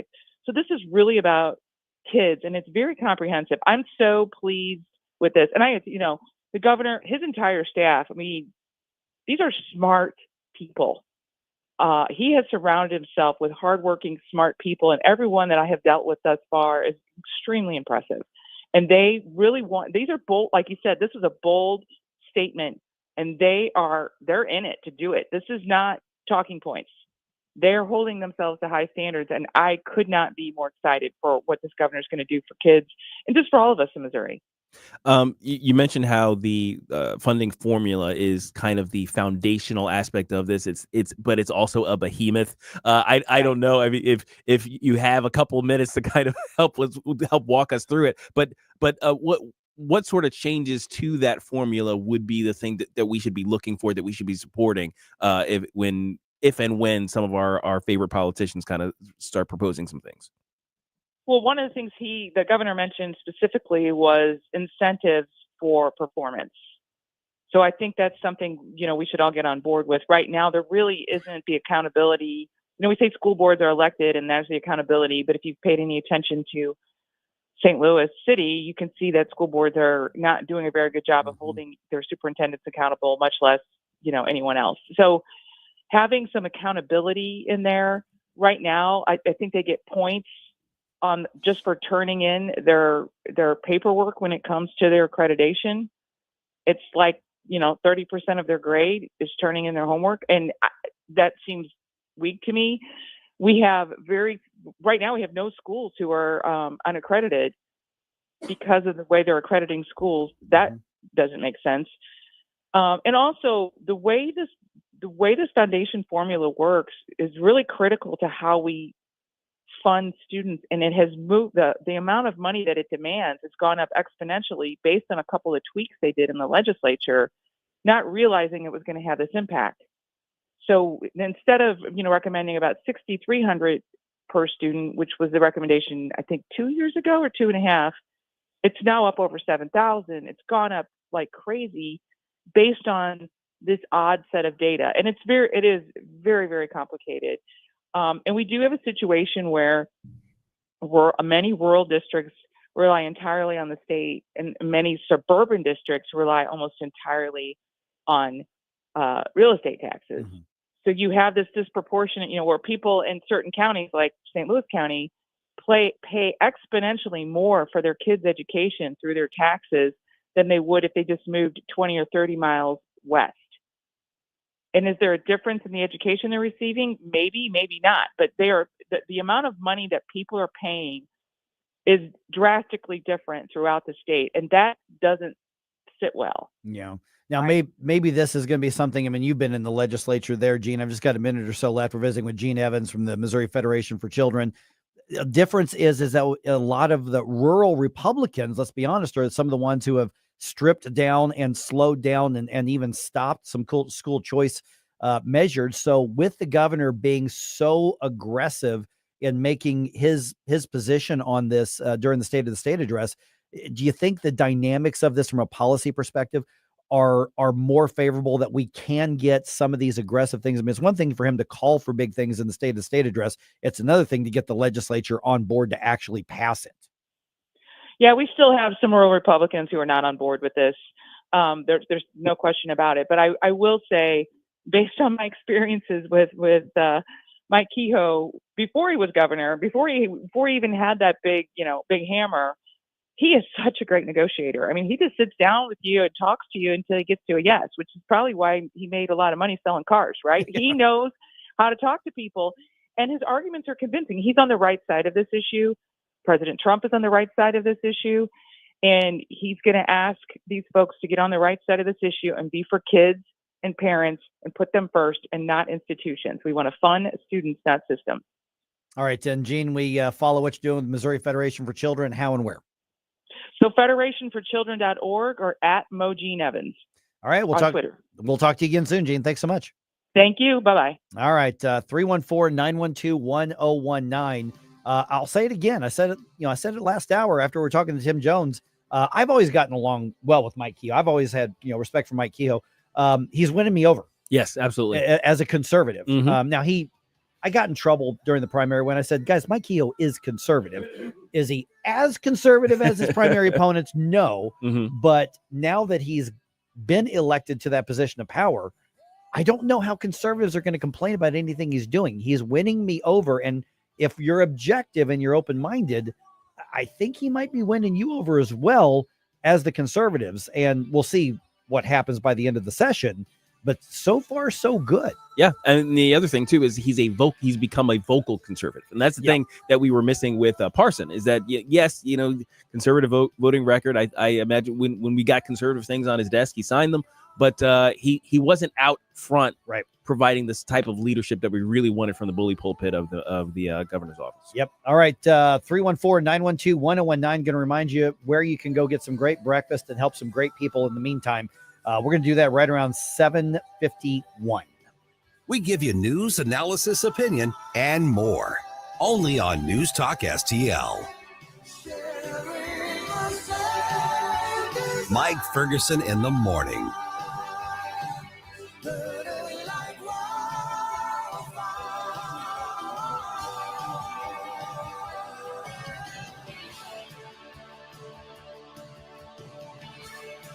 From home improvement to replacement, do-it-yourself electrical projects can be shocking. That's where Grasser Electric can help. They've been lighting up St. Louis for years. From ceiling fans and dimmer switches to repair or replacing your electric. No job is too big or too small for your home or business. Grasser Electric will even install emergency backup generators. So call Grasser Electric today before the sparks start to fly. 636-441-5200 or go to grasserelectric.com.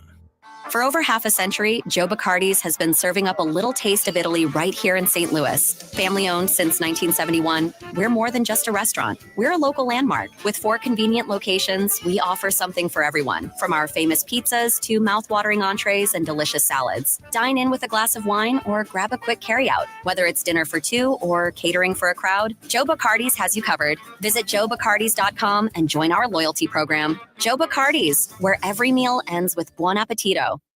This is a special thank you from the David Dorn Foundation to all who made our recent Cheers and Charity fundraiser a night of pure joy. Thanks to an outpouring of generosity from Advanced Training and Rehab, Adventure Unknown in Fenton, the Arnold Police Department, and Nadine's Hash House in Soulard, we collected 1,500 toys and gift cards for families of first responders. To all who donated or attended, you are the reason this event was a success. See photos at dornfoundation.com. That's dornfoundation.com.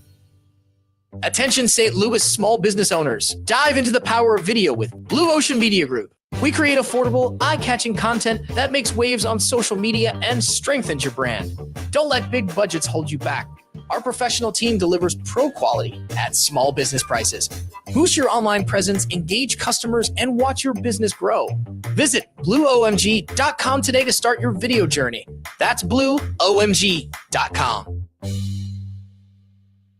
Looking for a cruise vacation? Cruise.com is offering its exclusive sale of the year to all listeners to this station. Every major cruise line, including Royal Caribbean, Carnival, Princess, MSC, and more, are on sale now. Call 1-800-507-9264 and book one of these deals while supplies last. Cruises start from as low as $39 per person per day. There isn't a better vacation value to places like Alaska, Europe, the Caribbean, South America, and more. Call one of the largest cruise specialists in the world at 1-800-507-9264. We'll find you a vacation that includes drinks, Wi-Fi, excursions, and more. Call 1-800-507-9264.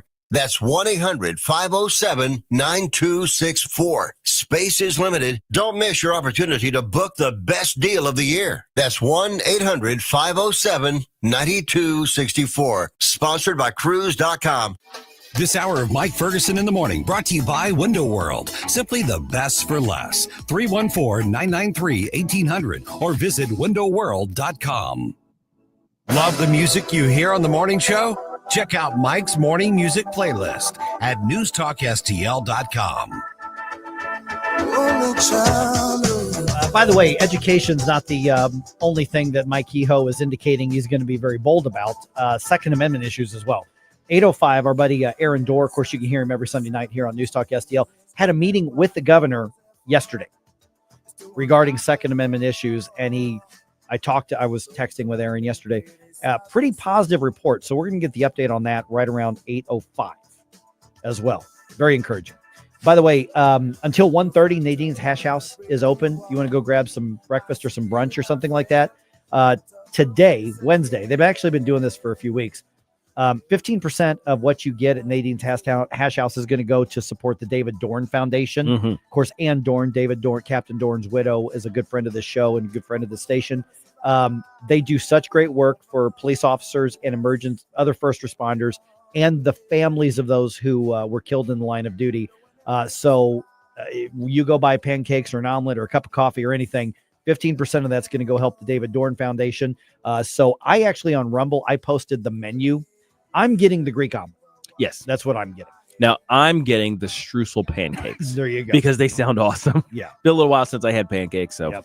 And I'm getting the veggie omelet, no broccoli. No broccoli. Okay, there you go. Can't handle broccoli. But we've had we did our show from Nadine's a few months ago, and because it's like great that somebody who is on board with News Talk STL. That's great. Like and in the city, and in the city, and bold about it. Yes, and we're sitting down there, we're eating, we're like, oh crap, this is really good. It's really good. It was really good. It was like legit. Now I had at the time I had the chorizo omelet.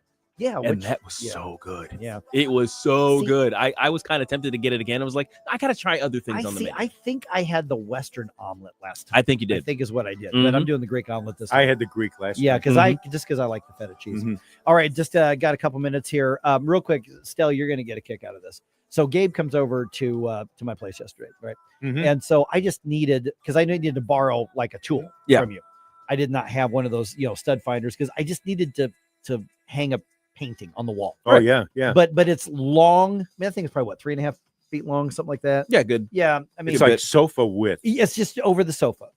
And I just needed, because it's not a one-person job. Because if I try to do it, it's going to be crooked. Mhm. And so I texted Gabe, like, "Do you have a stud finder so I can make sure?" And then he brought over his, the level, and because I've got a level, but yours. Now this was really after long. 2 weeks of me not bringing it into the station, because I was supposed to just throw it in my bag and just hand it to you. Right. But then my penance was to actually. That's help. right. I said I'm sentencing you to help me hang this thing, Like, okay. and it weighs like 4 pounds. It's not like it's a big thing. small, but But if you do it wrong, it looks. But here's what was funny, Stell, is because very quickly you see the engineer, you see the rocket scientist, Yeah. and he's like, "Okay, so what we're gonna do is we're gonna take the tape, we're gonna do it like this, we're gonna here," and he's measuring stuff out and like using this thing at this angle and using this, and I'm just sitting back there like, this is a scientific hanging of this painting. I had no idea advanced calculus was It was putting a painting up. It was so advanced. Oh no! But you're like, yeah, we're doing this here, and then poking the holes here, and then you transfer it here, and then we're gonna do this here, and then we got, and I'm sitting back, and I'm like, this is the highest level, smartest painting hanging I have ever seen in my life. Hey, and then when he said, "I got to check where the North Star is," Right. hold on. Yes, I had to get GPS locations for the I know. corners of the painting. No, but hey, it went up. Yeah, it looks great. Immediately, and it was perfect. Yes, right? it is. That's the way you do it. You got to measure not twice, but 3 times, and then you cut. And I actually walked, a couple times. I was in the other part of the place. And then I'm like, you know what? I'm going to walk away and then walk back in just to have that first impression. Yeah, just to see it a second, third, fourth time. But it was so funny because if I had tried to do that just like a normal human being, like me, yeah, it would have been a whole different thing. Yeah, it'd be a disaster. If you and I were doing, we would do it like normal people, and it might have been fine. But it was the most precise, skilled, scientific measuring and planning that I'd ever seen going into. See, if we did it, Gabe would come over and say, "Why is that sideways?" Yeah, it's crooked, man. My OCD's kicking. I can't do it. Larry Connors here. I'm heading to southern Italy on a tour of the most beautiful coastline in the world, the Amalfi Coast. 11 magical days in luxury with professionals from Conservative Tours. The cost, $54.88. That includes airfare from St. Louis. Call 888-733-9494 or go to conservativetours.com. Let's go to Italy this spring. conservativetours.com. Getting new flooring can be exciting, or it can be a hassle. To make sure you have a great experience, use Michael's Flooring, like I did. Hi, it's Susie Moore, and Michael's Flooring has become my go-to for quality, variety, and an all-around great experience. They've been locally owned and operated for more than 30 years. Carpet, hardwood, laminate, ceramic tile, natural stone, luxury vinyl, it doesn't matter. Michael's Flooring is ready to help.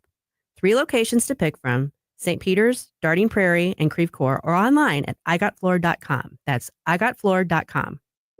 News Talk STL is proud to have Doug Voss of Safe Bunny Radio as part of our lineup each week. Doug has been a staple on the Sabos radio airways for many years as one of the leading financial experts in the area. You can now hear Doug and Safe Bunny Radio 3 times every week yet on News Talk STL. But in case you miss anything, you can check it all out at DougVossSafeBunnyRadio.com. What else do our listeners need to know, Doug? Simply put, I focus on helping pre-retirees and retirees build, preserve, and protect retirement assets, and I've been helping my clients solve their insurance and financial needs for the past 33 years. I also strive to educate my clients on how to prepare for retirement, minimize the impact of market volatility on their assets, and deal with the challenges of increased longevity. Call me today at 844-676-SAFE. That's 844-676-7233. Doug Voss is a registered representative. Securities offered through DHL Securities, LLLP. Member FINRA and SIPC. KLGY HD3 Clayton, K270BW Bellefonte, KNBS Bowling Green. This is News Talk STL at 1019, 94.1, and always streaming at newstalkstl.com. News this hour from townhall.com. I'm Rich Thomason. President Trump plans to sign the Laken-Riley Act into law today, Mr. Trump's first bill signing of his second term. The measure mandates the detention and potential deportation of illegals who stand accused of theft and violent crimes before they're actually convicted. The bill bears the name of Georgia nursing student Laken Riley. A Venezuelan man in the U.S. illegally murdered Riley last year while she went for a run. The measure swiftly passed the GOP-led Congress with some Democratic support. Correspondent Andrew Stewart.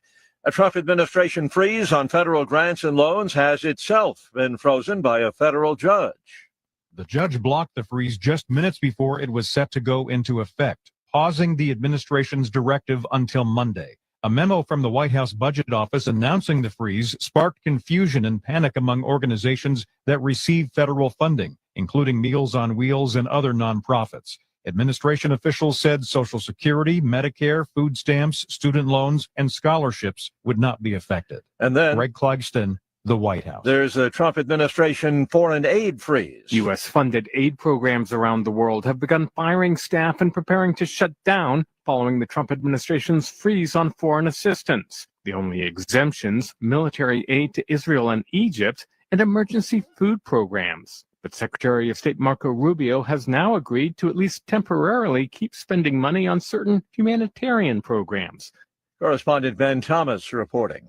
President Trump is dangling 7 months' worth of pay and benefits in front of any federal worker who resigns by February 6th, part of Mr. Trump's push to make government leaner and more efficient. On Wall Street this morning, the Dow futures are down 103 points, NASDAQ futures off 12 points. More on these stories at townhall.com. So let me talk about Relief Factor and how so many people enjoy a better, more pain-free life because of it. If you're dealing with everyday pain, it makes sense you'd want to try it first. Well, Relief Factor makes that pretty pain-free too with their 3-week quick start kit for only $19.95, less than $1 a day. Relief Factor is a daily supplement that fights pain naturally. Relief Factor doesn't just mask pain temporarily, it helps reduce or eliminate pain. Visit relieffactor.com or call 1-800-4RELIEF, 800-4RELIEF for Relief Factor. Drivers who switch and save with Progressive could save hundreds. With that kind of money, you could go big time. The next time you're out to dinner with friends, you can order the shrimp cocktail for the table. And maybe you'll realize it only comes with 4 shrimp after you've already given away 3, but that one shrimp will be so good. And if you switch and save hundreds, you could get shrimp all the time. Switch to Progressive and you could save big time for shrimp. Progressive Casualty Insurance Company and affiliates. From the Michaels Flooring Outlet Weather Center. Our January thaw continues to build momentum. Another day of mostly sunny skies and nice temperatures today, up to 54 for the high this afternoon. Clouds increasing after midnight tonight as a storm system inches closer. 35 for the low Thursday morning. And then the rain settles in tomorrow. Thursday looking wet from mid to late morning into the afternoon. Still mild with a high around 50, but a half an inch of rain possible, maybe even more. That's your first alert forecast. I'm meteorologist Matt Chambers. This hour of News Talk STL brought to you by Chris Cooper and Serenity Wealth Management. Discover little-known strategies that could be the difference between choosing the care you deserve or having someone else decide it for you. Get a free copy of Chris's book at serenityltc.com. Jewels on Hampton and St. Louis Hills is paying some of the highest prices on gold, silver, diamonds, semi-precious colored stones, coins, flatware, and fine watches on site. Jewels on Hampton is a premier jeweler featuring Alvanza's jewel art designs with an exquisite selection of diamonds, semi-precious stone jewelry, and vintage watches. Their expert design team can restyle your jewelry to today's contemporary style. They also do jewelry and watch repair. Need extra cash? Jewels on Hampton is paying some of the highest prices on gold, silver, diamonds, semi-precious colored stones, coins, flatware, and fine watches. Bring in your collectibles and clocks and sports memorabilia and figurines too. Jewels on Hampton, 4506 Hampton, just 3 blocks south of Chippewa, and jewelsonhampton.com. Call them at 314-752-5000, 314-752-5000, and jewelsonhampton.com. Jewels on Hampton. Mike Ferguson. This is the kind of adventure I usually have to force upon us, and here it is, falling into our laps. Gabe Pfeiffer. They're buying it. Get up, St. Louis. Watch a couple squats, son. Mike Ferguson in the morning on News Talk STL. Get up, this is your cousin. If nothing else, this is not the time to be timid. This is not the time to be bashful. This is the time to hit the issues that we are told conventional wisdom says don't be too aggressive on those. Don't use blunt language on those. Because now's the time that the momentum is in place for people to put their foot down and say, no, you will not take away my rights. No, we are going to stick to the freedoms that we are guaranteed in the Constitution. And your gun rights are no different. Exactly. On that. It is 8:05 right now. I'm Mike Ferguson. Got Gabe here. Got Stell here. So I noticed on social media that our own Aaron Dorr, and of course you would know him from the American Firearms Association, Missouri Firearms Coalition, but he's also a host now here on News Talk STL every Sunday night for Shall Not Be Infringed. And Aaron, who joins us right now, Aaron, you had a meeting with the governor, and I saw that post, and I'm thinking that's great. The governor actually, met with you in person because he can only take so many meetings, but he met with you on the day of his State of the State address, which tells me that they are looking at the Kehoe administration at least taking the Second Amendment issues seriously. What's your assessment of that conversation you had with Governor Kehoe? Yeah, good morning, guys. Yeah, I mean, this is a guy, Governor Kehoe is a guy who has been very clear in the campaign trail that he was going to absolutely squash any and all gun control bills if they ever should possibly get to his desk. He reiterated that fact to me in our conversation from, I guess it was 2 days ago now. And his story is a very personal one. He's, when I grew up in St. Louis, he said we had gangs on both sides of my block. And he said none of those gang members then, and none of the gang members today are buying their guns at Bass Pro Shops. They're not buying their guns from dealers. They're not going through background checks. So any gun control bills that we pass here in Missouri only impacts the good people, never stops the bad guys. And he was very clear on that point in our conversation yesterday. Morning, Aaron. As far as what's going to happen going forward, I'm sorry, guys. I told him, I said, well, Governor, we're going to put some more gun bills on your desk, I believe, this session, specifically the bill to fix or enhance or upgrade the Second Amendment Preservation Act. And he said, put it on my desk, put it on my desk. And so that's the plan. We're hoping to put that and other gun bills on his desk this session. Good morning, Aaron. Gabe here. Sorry for interrupting you earlier, but I just wanted to get a little clarification. What are the updates in SAPA 2? What more can we do, basically? Because a lot of that's still tied up in the courts, and there's some confusion over that. Yeah. Yeah, I mean, the short version is the Eighth Circuit has ruled that Missouri's SAPA law was unconstitutional. We definitely disagree with their contention. We had an interview with Attorney General Andrew Bailey a couple of days ago. He has filed the motion with the United States Supreme Court to appeal the Eighth Circuit's opinion. But as we're doing that route legally in the courts with the Attorney General, we have a bill in Jeff City. It's SB 23. There's also a House companion bill, and it basically takes the issues the court raised and it fixes that. The court had no problem with Missouri saying we're not going to let our cops enforce federal gun control laws. That's the heart and soul of SAPA. The court had no problem with the civil penalties. Also very important to SAPA. The court had a problem with the preamble. The court had a problem with some of the words in the introduction of the bill. So our solution is very intense, very radical. We're going to hack out the introduction and we're going to pass the exact same underlying language. The first hearing was 2 days ago in the Senate committee, and it's being fast-tracked. To have a committee hearing in January on anything is usually a very good sign, and we're very pleased with our position as of today. It's interesting because it wasn't that long ago, Aaron, and you've been in the game, plenty of time to know this, is that this was one of those issues where, you were told, be gentle, don't be too blunt. I mean, don't get bad press. People are nervous anytime you're talking about gun.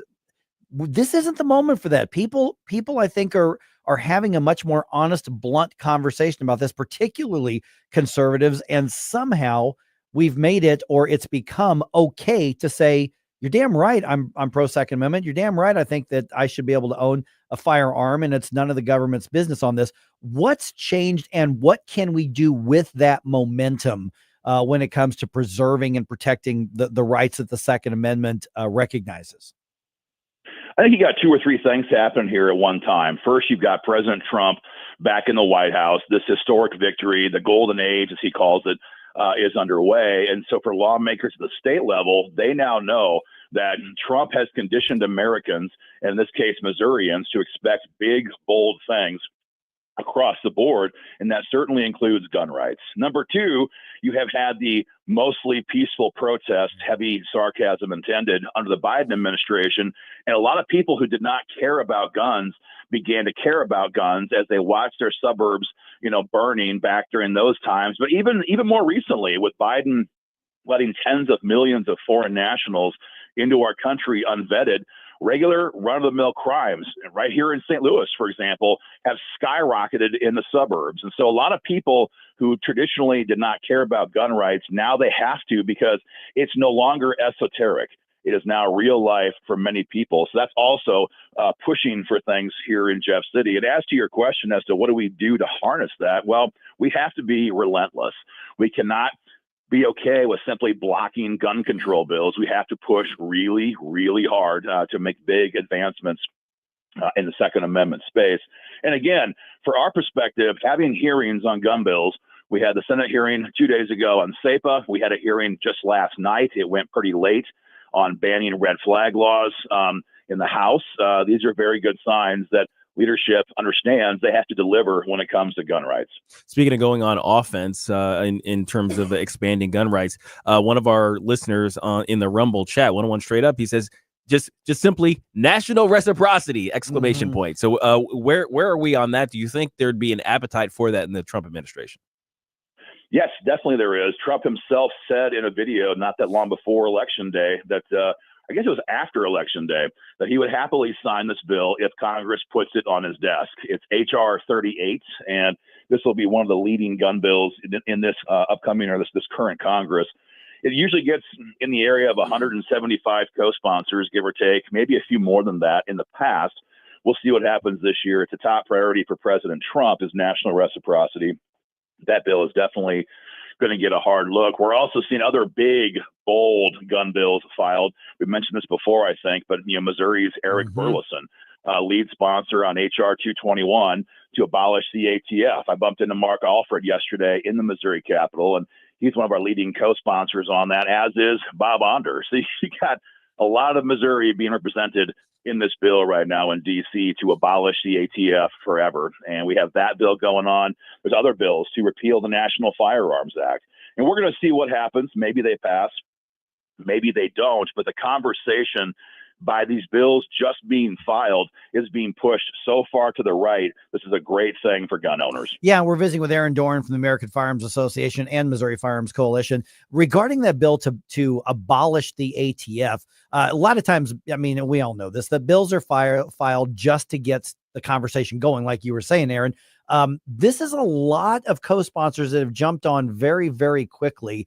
I don't want to jinx anything, but is it possible that something like this could make it through at least the House and we actually have a moment where we could eliminate an unconstitutional entity from the federal government? I think right now, based on what we've seen from President Trump over the last, 10 days now since he's been in the White House, I think it's pretty obvious that anything and everything is possible right now in Washington, D.C. If Elon Musk comes out today on Twitter and says, yeah, I agree, we should abolish the ATF, well, then that bill is going to go from 30 co-sponsors to, 50 co-sponsors or 100 co-sponsors. If Trump comes out tomorrow and says we have to do away with it, they're tyrannical, and it's gone. We're in a new era right now. And so the key is for all gun owners to contact your congressmen and your senators and just demand. Don't ask, just demand. I want you to back these bills. I want big things done. We had the momentum. Trump is doing all that he promised he would do. It's time to go whole hog on the Second Amendment as well with bills like national reciprocity, but more importantly, or as importantly, abolish the ATF. Yeah, and it's possible that this is a window as well. I mean, there's that 100 days. There's that, we do get back into campaign season, after 8 or 9 months. So this isn't something we can wait on. When we've got that momentum and we have the ability to preserve our individual liberties, we've got to hit this about as hard as we can, which is why Aaron's always so tired. I mean, it's an important window. You're right, because when Trump got elected in 2016, 2017, 2018, he had complete control in Congress, and nothing got done for gun owners. And of course, we lost the majority then after the midterms. And a lot of that, I think, was due to Trump was a whole different president then than he is today. And also it was due to the fact that we had people like Paul Ryan and Mitch McConnell as the quote unquote leaders, heavy sarcasm intended, in Congress. And they blocked everything good that gun rights organizations were trying to accomplish. So this is a new era. We have a president now who has a very intimate knowledge of the failure of gun control. I imagine when that 5.56 round passed through his ear, he realized, I mean, maybe for the first time, but probably not, he realized that it doesn't matter how much gun control you have on the books.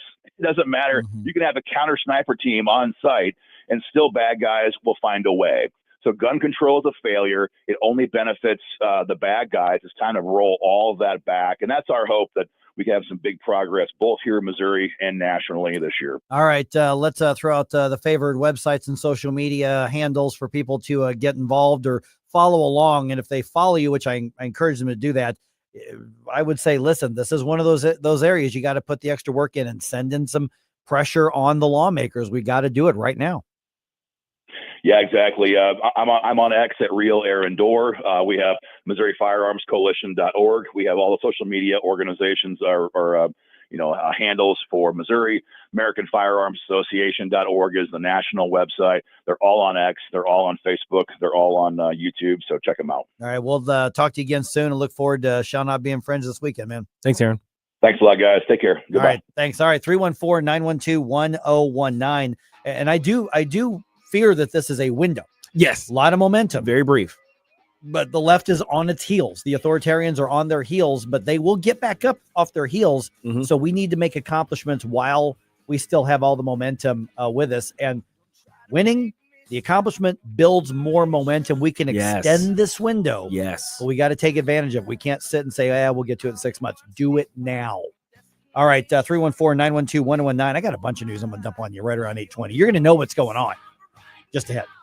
I've had enough of this. Turn my eyes to your indifference. Get up. It's Mike Ferguson in the morning. Get up. Can't you hear the alarm? Get up.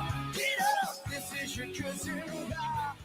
Number one for live and local conservative talk. I've been a registered Democrat for 28 years. I'm really glad you're talking about this. You got to love these idiots out here. They think we're all stupid, I guess. news, analysis, opinion. Totally agree on that. I disagree with you. It's over. Very upset. Thanks for taking my call. Thanks for taking my call. Thank you for taking my call. Thank you very much for taking my call. Wanted to ask you really quick. Is there room on the bandwagon for me? 1019 and 94.1 News Talk STL. You're going to see some financial news in the next 24 to 48 hours regarding the interest rate and what the Fed's going to do and how's that going to affect housing, how's that going to affect home buying and selling. And all of that's really complicated, but let me give you a very simple solution if you're even thinking about making a move when it comes to real estate. Call 314-810-SOLD. Mike Ferguson here for the Wallner Home Selling Team with Berkshire Hathaway. Rodney and Jen are going to guide you through this process, and at no point should numbers on a chart or in an economy stop you from doing what's right for your family. Whether you are buying a home, whether you are selling a home, whether you're just thinking about it, you need to call Rodney and Jen. 314-810-SOLD. Let me tell you what's going to happen. And by the way, that's their cell phone number that I'm giving you. I've mentioned that before, and I think some people are like, no, it's not really. No. That's the cell phone. I'm giving you their cell phone. 314-810-SOLD. You're even considering it. Call them and say, listen, Mike was talking about you on the radio. Let me give you a test drive.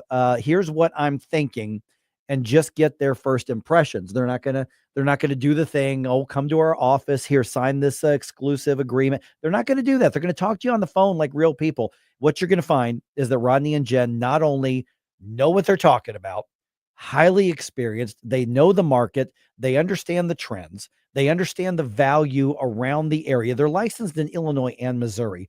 But what they're going to do, you're going to find out very quickly, is that they want to know what is the best return on investment for you and your family? What does this decision mean for your family's future? A lot of people get into the business because they're good salespeople. They can sell a car, they can sell shoes, they can sell a house. They're just good at that. Rodney and Jen serve families, and they do that through their business, and they do that by empowering you. There is a massive difference. 314-810-SOLD. They've got flexible commission plans to meet your needs. And also what you're going to find is that they are ethical and they put you first. And I want to go back to that same word I just used, empowering. They are going to empower you so that you know what the right decision is and you get the best deal for you and your family, because buying or selling a home, one of the key ways to maintain and build your wealth, not just for you, but for your children and your grandchildren. And that's why it's important who you work with. Give them a call today. Tell them that Mike was talking about them on the radio, and find out what they can do for you, and ask them the toughest questions you can think of. By the way, you're selling a home? Call 314-810-SOLD right now. They've got so many pre-approved buyers. They guarantee that you're going to get an offer. Connor Roofing. You can count on Connor. Congratulations to the awesome team at Connor Roofing for earning the 2024 National Best of the Best Award for customer satisfaction. Connor Roofing has now won back-to-back honors because they do outstanding work in all types of roofing, storm damage restoration, siding, gutters, both residential and commercial. We chose Connor Roofing without telling the owners, Rob and Kathy Connor. Their customer reviews are some of the best in the country. Please read them. Visit ConnorRoofing.com and request an estimate. Connor Roofing. You can count on Connor.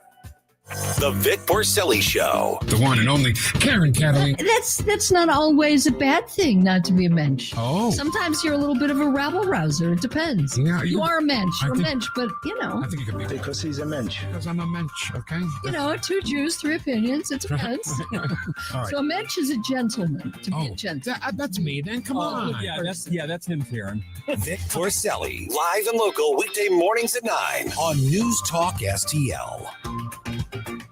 Tony Colombo here, reminding you to visit my friends at Bluff City Outdoors in Alton before your next trip into the great outdoors. For decades, Bluff City Outdoors has covered all the needs for area fishermen, and they'll always have all the best bait, tackle, and gear for your next trip on the water.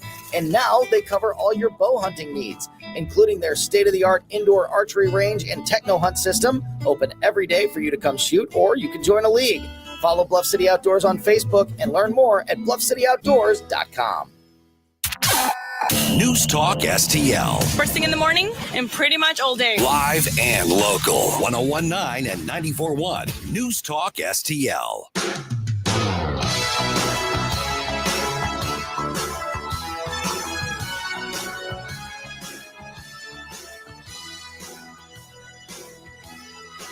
Hey, this is Larry Connors. Make sure you're listening later today at 6 o'clock on News Talk STL for my show, Larry Connors USA. Now, back to Mike Ferguson in the morning.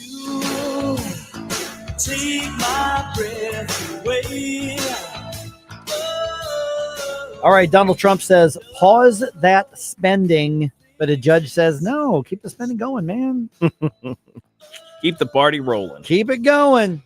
And Missouri's governor doubles down on school choice and doubles down on making changes to the St. Louis Police Department's oversight. By the way, we do have Flashback Friday coming up. It's a really good song from Glass Tiger. Yeah, it is. Great song. You won't hear it this Friday, though. No. This is a good song. This is a good song. And I don't remember how this came up, but we kind of got to joking. We're like, you know what? What are the worst big hits from the 80s? Yeah. The ones that we look back and go, what were we thinking? Yeah. Suggest those for your 80s bump music this week. It's going to be a very interesting time. It's not the same sort of nice listening that we usually get from friends, but it's definitely going to be fun because we're going to get to reminisce about some of these weird songs that for some reason got popular. Let's regret it altogether on Friday. It's like, oh, man. You know, Kathy's thinking, oh, I don't want all those earworms. Oh, yeah. Let's do it. Let's do it. It's the Not Today Satan of music. All All right, it's 8:24. Let's dump some news on you here.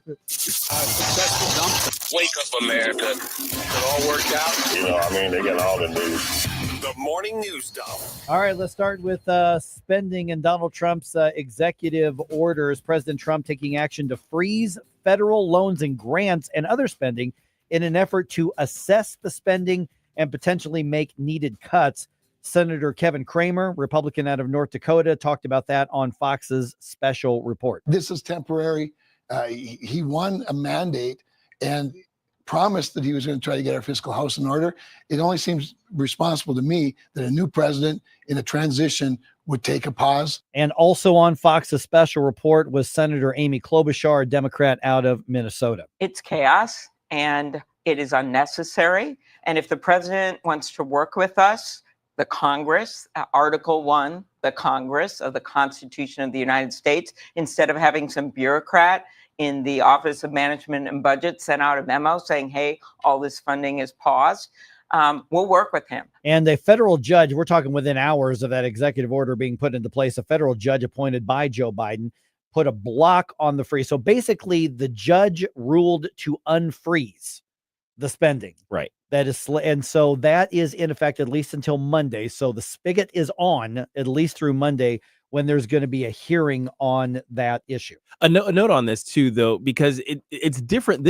What we're talking about that's being frozen are federal grants, right? Right. So these things actually they operate at the discretion of the various agencies who give them out. All of them which exist at the executive level. Right. So it's different than, let's say, the funding that the Congress authorizes to go to, directly to some. To fulfill some law that they've got. This is different. Right. There's already discretion built into this system. So the idea that he can't, as the head of the executive, at least take a second to think about where we're sending our money is kind of silly. Yep. And also there was another executive order that's either coming or about to be signed or what, because we got the heads up on that this morning. Yes, that's right. Because we were talking about school choice. Yeah, we were talking about school choice. And apparently these new executive order is going to direct, first of all, Secretary of Defense Pete Hegseth to submit a plan for military families to use Defense Department funds to send their kids to schools of their choosing. Okay. More broadly, directs the Department of Education to prioritize school choice programs through its discretionary grant programs, and orders the Department of Health and Human Services to issue guidance on how states receiving block grants for families and children can use those funds to support private and faith-based institutions. So this is a very wide-ranging school choice executive order. So what they all have in common is the concept of the money following the child, absolutely, and bypassing a system at the discretion of the parents. Right. All right. Another one of Donald Trump's nominees for a cabinet position begins his confirmation hearings today in about 30 minutes, actually, 10 o'clock Eastern, which would be 9 o'clock our time. The Senate Finance Committee is going to question left-wing extremist Robert F. Kennedy Jr., who, as I'm sure you know, has been picked to be the next Secretary of Health and Human Services. Now, this is only the first day of his hearings. He's got another hearing scheduled for tomorrow, and that one is going to be held by the Health, Education, Labor, and Pensions Committee. All right. President Trump, speaking of the executive orders, there's an awful lot of that in the news right now. President Trump signs another executive order aimed at curtailing sex change operations for young people, or at least the federal government's involvement in it. In a new directive, the president said it is the policy of the United States that it will not fund, sponsor, promote, assist, or support the so-called transition of a child from one sex to another. The executive order applies to people 18 and under. Earlier this week, the president directed the Pentagon to conduct a review that is likely to lead to transgender people being barred from military service. Greg Clugston, the White House. All right. And the only correction again, there is no such thing as transgender. You know how we were afraid to be bold talking about this? I say we, I mean collectively. Yeah, I mean, collectively. We've always been societally. We've always been the aggressive ones on this show. But let's go back to the basis of it. Transgender is not a real thing. No, it is not. So reset how we talk about this. All right. In his first State of the State address, Governor Mike Kehoe called for the state to rebuild how education is funded. We're talking about what they call the foundational, the funding formula. And he says, go back to square one and let's redo that.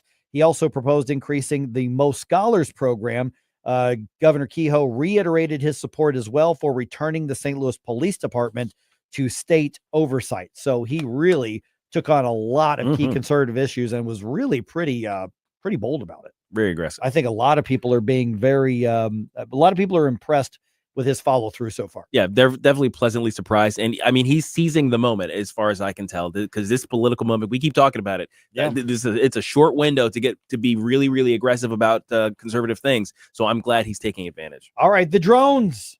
Drone sightings, remember, reported late last year in many parts of the country, particularly the Northeast and the New Jersey area. All right. At her first press briefing, Carolyn Leavitt, the new White House press secretary, was asked about that and about the transparency over the drones. The Trump White House will speak to all media outlets and personalities. That is the wrong one. Let me get the other one here. Here's whoops, that's not what I want. Boy, here's what she had to say about that. After research and study, the drones that were flying over New Jersey in large numbers were authorized to be flown by the FAA for research and various other reasons. Okay. I don't like it. So here's the thing. I don't like it. I'm just going to point this out. Especially the various other reasons. Yep. So basically that was the answer, was nothing to see here. Move on. It was approved. But the Biden administration, of course, like, we don't know what's going on. We're investigating. They're sending the people out to investigate who actually approved and gave the permit. Right. So the funny part is that so many were really fired up about this is a cover-up, this is China, this is a conspiracy, this is national security. It's aliens. I would have been fine with that. Had Karine Jean-Pierre or somebody else in the Biden administration gave that same answer, a whole lot of people would have been like, I don't believe you, government. Oh, yeah, absolutely. And a lot of those same people are like, well, our side said it. So I don't believe it must be okay. Well, here's the thing. These things were happening during the Biden administration. So it was a Biden administration FAA that would have authorized or said that they authorized these things. So, I mean, she may be truthfulully parroting what she was told by these agencies, but those agencies are not our people necessarily. So I press F to doubt. Did you notice that they all just disappeared overnight at some point? Oh, yeah. Yeah. So, and to say that the FAA was doing research, that's the most heavily traveled corridor. Yeah. Aeronautically speaking, in the country, isn't it, between Boston and DC? Yeah. You've got flights everywhere. Well, what kind of research would you be doing that you didn't know about already? What are you researching? I'm pretty sure that's almost hourly flights between those two. Listen, even though a lot of people, especially the News Talk STL family, really excited about how the elections turn out, can we still keep it cool to doubt government? Yes. Got to. I want to keep it really cool to be skeptical of anything government says. Yes. So let's just keep that going. Yes. That's a good trend. Let's do it. If you could see what I see. For podcast articles and more, find us on newstalkstl.com. Mike Ferguson in the morning.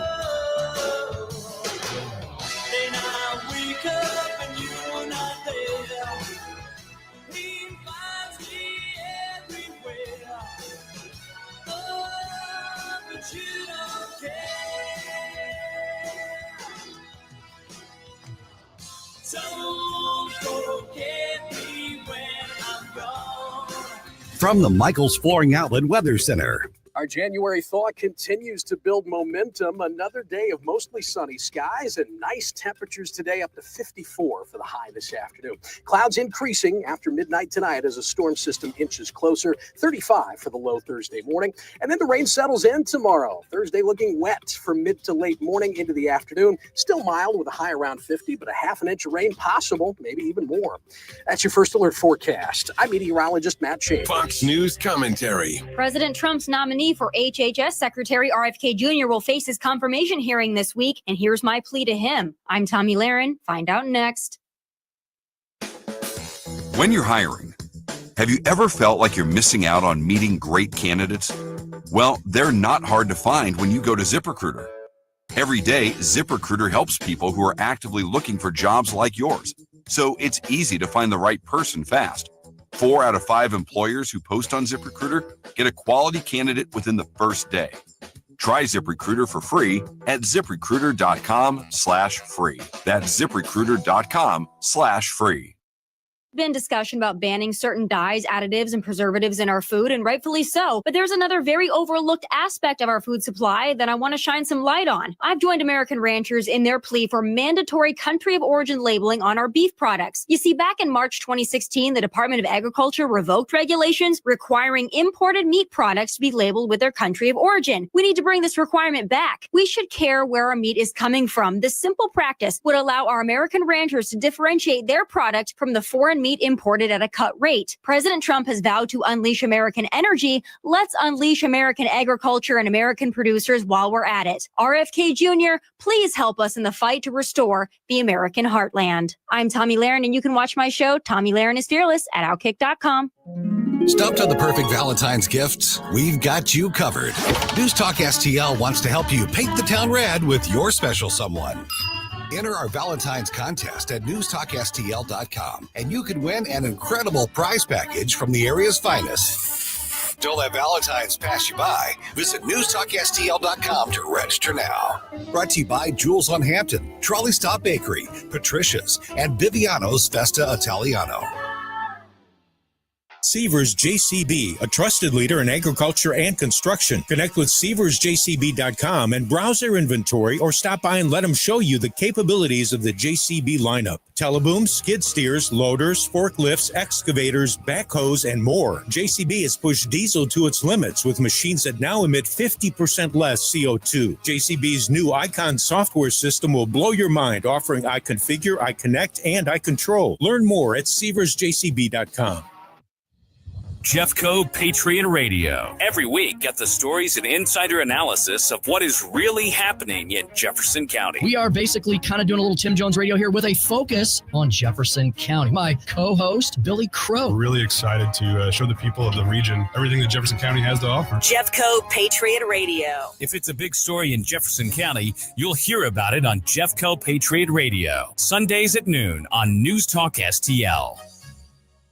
If you have a phone, you have a radio. Wherever I'm at, home, car, wherever. Download the News Talk STL app. If you have a phone, you have a radio. Just the convenience on the phone. Streaming live on the mobile app. Love the News Talk STL app. And listen anytime. Everywhere. Anywhere.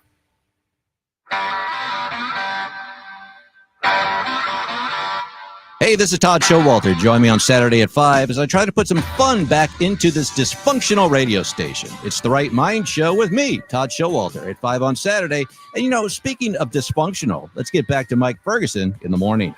On the day I was born, so let's all gather round. So on yesterday's program, I think it was about this time yesterday, we're looking at some of the news feeds and monitoring, and somebody had put together a collection of far left Democrats who were either on the House floor or in the various talk shows on like MSNBC and CNN and some of those, going off, pounding the podium. Let me pound something like that because of the price of eggs. Yes. And what's Donald Trump done to reduce the price of eggs, a dietary staple in this country under his watch? Come on, he's had 8 days. The price of eggs has gone up. It is high under Donald Trump. And the Republicans have not done a thing about it. And then you get that little pesky detail that Stell just threw in there. So the price of eggs is very high. Matter of fact, last week or two, I was in the grocery store and they had a sign up. And first of all, I was shocked at how much they were. But secondly, you could only buy 2. They were limiting 2 dozen. Not 2 eggs. 2 dozen. Okay. Yes. Yeah, 2 dozen. I'll make 2 eggs. It may get to that soon. It may get to that. Yeah. But it's not just about the eggs. Yeah. Because this is one of those ways that you measure, you know, the cost of living. We're now joined by Chris Irvine from the Washington Examiner. Chris, first of all, thanks for being on. You had a really good comment on this. You know, egg prices have spiked over $4 a dozen for grade A eggs. I mean, this is the highest it's been for a while. Now, yes, we like to point to politicians on anything cost of living, but a lot of this was just out of any politician's control, certainly Donald Trump's, but to some degree, isn't it fair to say it really was out of Joe Biden's control as well? Yeah, well, thanks for having me on, guys. Yeah, look, I think it it is out of Joe Biden's control, and certainly out of Donald Trump's control. The prices have been rising for a couple of years now, and I think it shows really that Democrats are really kind of flailing, trying to get talking points and landing punches on Trump, and to kind of resort to egg prices, 8 days into the administration, it's pretty desperate, really. Look, the prices of eggs are obviously going to go up for a while, and the bird flu is a really serious problem. But come on, they barely got their feet under the desk, and this is a talking point. It makes absolutely no sense. Good morning, Chris. Gabe here. And the other aspect of this is kind of like what you said. They barely got their feet under this. It was a week in. It's a week past the past the inauguration, and all of a sudden, he's catching criticism for not having changed the world. Except for when he did change the world, then they're mad about that. Well, then they're mad about how he changed. Yeah, exactly, with the executive orders. So it is fascinating, and I think you bring up a really good point that they do seem to be flailing. Is any of it sticking, though? I mean, because sometimes we've seen Democrats and leftists in various locations. They'll drum up something kind of crazy, but a certain percentage of the public will really pick up on it and kind of run with it. Is this landing the same way as let's say some of the attacks from his Trump's last term? Yeah, well, I think there's been a really interesting change, and I think we've noticed it since November, where Republicans and Democrats going back and forth at each other and trying to kind of land blows. What seems to be different now is that Democrats will kind of jump on the table and shout about something, and I feel like the Republicans are just like, oh, well, I don't care what you're saying. Give us time to do some stuff, and let us do our thing. And I don't think they're rising to the bait, and I think that's been a real shift in the last few weeks, where it's almost it's quite refreshing, really. It feels like having grown-ups in charge, where they're like, just give us some time, guys, calm down, and let us do our thing, and it's been quite enjoyable to watch. Is this the I don't really care Margaret era of the Republicans? I mean, if that's not on T-shirts by the end of this week, then what are we doing here? Yeah. I think that is a fantastic point. Yeah, J.D. Vance, who is great at these sort of things. I don't really care, Margaret. You saw, I'm sure you guys probably saw a viral image of a New Yorker front cover that was said the Cruel Kids table, and it made them look cool. It made them look like you wanted to be at that party, and I think it all ties back to the Democrats right now are leaderless, they're listless, and look, every party that loses elections goes through this, and I'm sure they will find their footing and soon enough. But right now, it's a little bit sad. I almost feel a little bit sorry for them. Almost. You said it, but I was thinking it, Gabe. I was thinking. Hey, good morning, Chris. Stal Ponticus here. So out of all the reports that I've seen, nobody seems to be asking the farmers for their perspective. And I'm just wondering if folks are looking for, get ready for this, a chicken coup d'etat. Oh, no. Hey, Stal, give it to yourself. Do the thing. You have to do the thing. There we go. There it is. All right. Chris. And I apologize, Chris. It's quite all right. Chris is thinking I have no answer for that. It's a chicken coup d'etat. Yeah. Yeah, I think that's a great point. I mean, I haven't seen much in the farmers, what they've got to say. I think it's bizarre that this has really kind of been going under the radar for 2 years now, and now that it's really kind of bubbling up. I guess people only really start paying attention when it hits you in the wallet. Mm-hmm. And certainly, I'm looking at a graph now on egg prices, and there's no doubt they have risen pretty exponentially in the last few months. Really, kind of, I think it's at its highest level for about 2 years now. And yeah, what's being done? I mean, there's a pretty sizable culling of birds, chickens going out right now, and it's jumped to other animals. And the Trump administration does need to get a handle on it, and it will be curious to see if RFK Jr. is asked about it during the his hearing today. But yeah, as I say, we've got to give them some time to figure out what it is they want to do. Trump has kind of come in at 120 miles an hour. Feathers have been flying, I suppose. You're just going to encourage him. Chris, I had to come back with one. You're just going to encourage him, Chris. Well, which came first, the chicken or the egg? Yeah. Okay. This is no joke, guys. We're visiting with Chris Irvine from the Washington Examiner, so blame him for all of this. But here's the thing: is like when you talk about hitting in the wallet, and that's so true because the Democrats are obviously are guilty of the correlation versus causation type of situation, and really what we're talking about here is a supply and demand issue.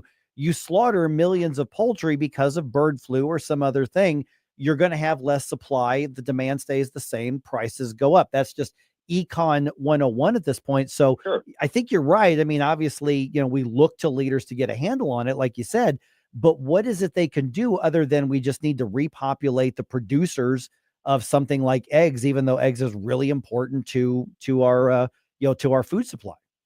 Yeah, look, I think that's it. You just have to give them time to repopulate. I'm not an expert when it comes to this sort of stuff, but they need time. And honestly, there will be a time in a few months when the prices start to go down again.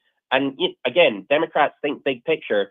Donald Trump will say, "I brought the prices of eggs down in 6 months," and it's just going to hand another win to him. So why tee him up for this? It's coming. So they need to kind of reap what they sow, I suppose. Yep. All right, Chris Irvine from the Washington Examiner. Hey, really, this has been fun. I really appreciate you being on. I think we've already tagged you on our social media, but people want to check out and maybe follow or subscribe to the Washington Examiner. They get in touch with you or the Examiner. How? Yeah, you can follow me on X at Chris Irvine 86. And then, just come to our website, WashingtonExaminer.com, and you'll see some fantastic political content, political and policy from covering the Trump administration and the federal government. All right, Chris, this was fun. Let's do this again soon. All right. Thanks, guys. Thanks, Chris. 314-912-1019. But that was what jumped out at both of us yesterday is seeing this talking point that just showed up out of nowhere. Yeah, it sure did. It was like, flowers and coffee from Colombia. Right, yes. With the tariffs. And then it was, eggs. They focused in on that. And Chuck Schumer coming out on Twitter and saying Trump ought to answer questions about the price of eggs. Yeah. Okay, sure. Let's go back to 2023, But the reality is that this is one of those things that shows you how dysfunctional government is at the federal level. Yeah. Most levels. But to go, literally, there was a bird flu that went through large parts of the country, and they had to slaughter millions of the producers. You're going to have less supply when that happens. That's just it's like when we had a massive drought a few years ago. Right. The price of beef went up. Right. Because what was happening is farmers took them to slaughter instead of risking them dying of dehydration or starvation. Right. So we flooded the market with fresh meat. Well, the next year, guess what? You didn't have as much fresh meat. Right. So these are the things that happen in a marketplace. Just the Democrats were being highly disingenuous with it. I'm not sure what they were expecting. No. Well, they ain't no spring chicken anymore either. And you guys make fun of my dad jokes. Mike is so disappointed in us right now. I'm like, I get slammed for my dad jokes a lot. You guys are. Or as Kathy says to me, you're no spring rooster anymore. Well, there you go. Strophisa, or how you say it, Strocephus on Rumble says you guys are acting foul. Oh.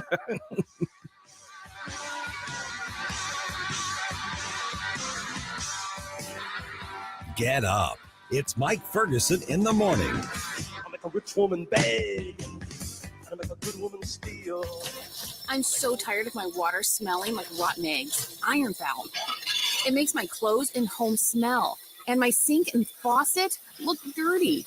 I'm calling Jones Air and Water Treatment for their solution to this pollution. Jones Air and Water Treatment has a solution to your pollution. Call now for your free water analysis at 636-899-1040 and live with clean, great tasting water. That's 636-899-1040 or joneswater.com on the web.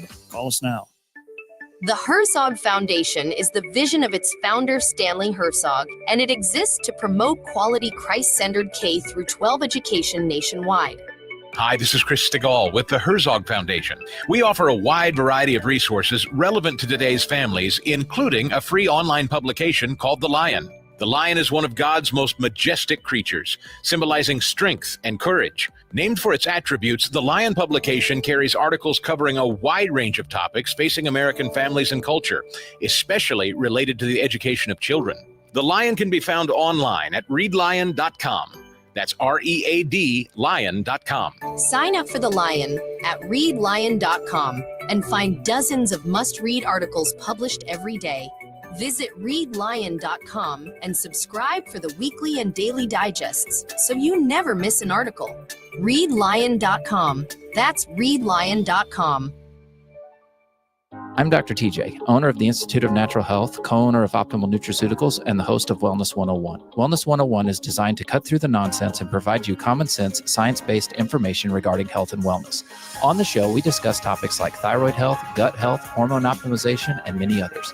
Our show airs Saturdays at 10 a.m. and 2 p.m. and Sundays at 11 a.m. and 3 p.m. right here on News Talk STL. For more information, visit us at inhstl.com. That's inhstl.com. The Allman Report. Hey, Wednesday, our business guru and good friend Rick Poe going to be joining us for fun and frivolity on the Allman Report on News Talk STL. Jamie Allman, weeknights at 8 on News Talk STL. News, analysis, I'm glad you're talking about this. Opinion. I'm glad you're fired up about it, too, because I know I am. News Talk STL. Good morning, Missouri. It's your boy, Joe Pags. I'll talk to you tonight at 10. But right now, let's get back to Mike Ferguson in the morning. American woman, stay away from me. When's Groundhog Day again? When's that coming up? February 2nd. 2nd. So we're like not even a week away from it. Correct. Yeah. So Groundhog Day is coming up. The fine people at the People for Ethical Treatment of Animals wants us to make some changes on Groundhog Day. For Groundhog Day? Yeah. Oh, boy. Yeah. Here we go. Let me also just point out that I'm not making this up. So we're not talking about like universal basic income for groundhogs. No. We're not talking about that. These are real suggestions from real people who claim to have a real agenda. I confirmed this by looking at their website, PETA.org. Okay. So this is the real thing here. Is this the same list as last year? Oh, PETA. No. And the year before? Nope. And the year before? I just caught on. Okay. Oh, man. Okay, so PETA, they put out a statement that they want Punxsutawney Phil to be retired. They want him to not be used for the Groundhog Day celebration, even though he's not hurt in all of it. Why are they trying to take away groundhog jobs? Yeah, exactly. Like, what are you doing? He's not hurt. He's probably a little weirded out by the big events here. But here's again, let me just mention, I'm not making this up. This is real. PETA wants Punxsutawney Phil to be replaced with a weather reveal cake, like a gender reveal party. Oh, so they want you to bring a big cake up. I'm serious. And then you cut the cake, and if it's one color, you're going to get more winter, and then if it's another color, spring. That's what they are actually now. PETA, I don't know if they're doing this tongue in cheek or if they really are that stupid. No, they are. They are stupid. Yeah, clearly. Yeah, we've seen some of their other protests. This is on brand, right? But this is what they want. They are basing it on, hey, gender reveal parties are really popular, so I'm sure hundreds or thousands of people in the media is going to show up to see somebody cut a cake. Hey, did anybody tell the trans people about this? Yeah, really? Because aren't they going to be offended by gender reveals? That's true. I mean, that's the thing is that I think gender reveal parties are kind of dumb to start with, but they're really stupid when you're 26. I'm just going to point. just going to say, you know, it's bad enough before you're born. Right. But when you're a sophomore in college, you know, that or whatever, that's an even worse time for a gender reveal party. So a weather reveal party is what they are suggesting. I have a best of both world answer. Okay. Okay. You make the cake out of something that groundhogs really like to eat. Okay. And then when you pull them out of the ground, you show them to everybody, you let them loose on the cake. Oh. Right? Kind of like a puppy bowl. And he Groundhog eats the bowl. cake. You're watching a groundhog eat cake, which is going to be awesome anyway. If you watch any of these nature documentaries, watching cute animals eat things is fun. And then as he eats it, you reveal the color of the insides of the thing, right? Weather reveal. Okay, there you go. And I bet you Punxsutawney Phil is even happier about that because he gets cake. You know, but the thing is I don't know what the standard of living for groundhogs is, but my guess is Punxsutawney Phil probably has it pretty good. Oh gosh, yeah. And so PETA is like, anytime an animal is used for anything, they have to protest. At least they're trying to be funny, I guess. Maybe sort of. Maybe there's, I don't know. Is this their attempt to be funny? I don't know. Because I have a feeling that they are unintentionally funny. You know what I mean? Could be. It's like, because you happen upon any sort of leftist sort of a thing, and they tend to be funny in that, oh wow, it's a kind of cringy way. Right. You know, it's like, you know, like the ladies who went out into the woods to scream about their problems and stuff like that. That's unintentionally funny, man. You know, and the thing is, they should learn their lesson by now. Mm-hmm. Yeah, you know? yeah. I mean, all the money Phil is making on all the memorabilia that's sold in Punxsutawney, Pennsylvania. Oh yeah. I mean, the guy's making probably 15-20% on every coffee cup. That's a billionaire groundhog right there. Oh man. Well, but also, you know, Punxsutawney, Pennsylvania. I mean, who knows how much this contributes to their economy? Oh, exactly. Yes. And the fact of the matter is that, you know, is the groundhog tradition kind of a silly one? Yes. Everybody knows it that. is, but it's fun. Yes. Yeah. That's and the so point. Bring on the left-wing animal rights activists to say, what? There's fun happening? We better put a stop to that. I think that's part of the unintentional funny part, because it's not just that they are, you know, basically the I don't want to say Karens, they are the Margarets of the neighborhoods now, and we don't really care about what they say, but they're also the Margarets who have no power, so that makes it, because then their flailing is just hilarity. And you know what? If you don't want to go all the way to Pennsylvania, go to Woodstock, Illinois, which is up near the Wisconsin border. Oh, do they have stuff there too? They celebrate Groundhog Day there because the movie was filmed there. Oh yeah. So Bill Murray is there, and they've got right. groundhogs, and it's a big festival. Bill Murray's a Chicago guy, isn't he? He is. Yeah. So I don't know if he still lives in Chicago. I think he probably does. But he knows that area there. So that's pretty awesome. It's a cute little town. They have a great city square, and they celebrate the entire weekend. Nice. Well, why not? I mean, you can capitalize on it, do it. Oh yeah, why? There's a few movies that have left behind like massive economic legacies locally. You go up to that where's that in Iowa where they filmed Field of Dreams? Dyersville. Yeah, Dyersville. Yes. They film.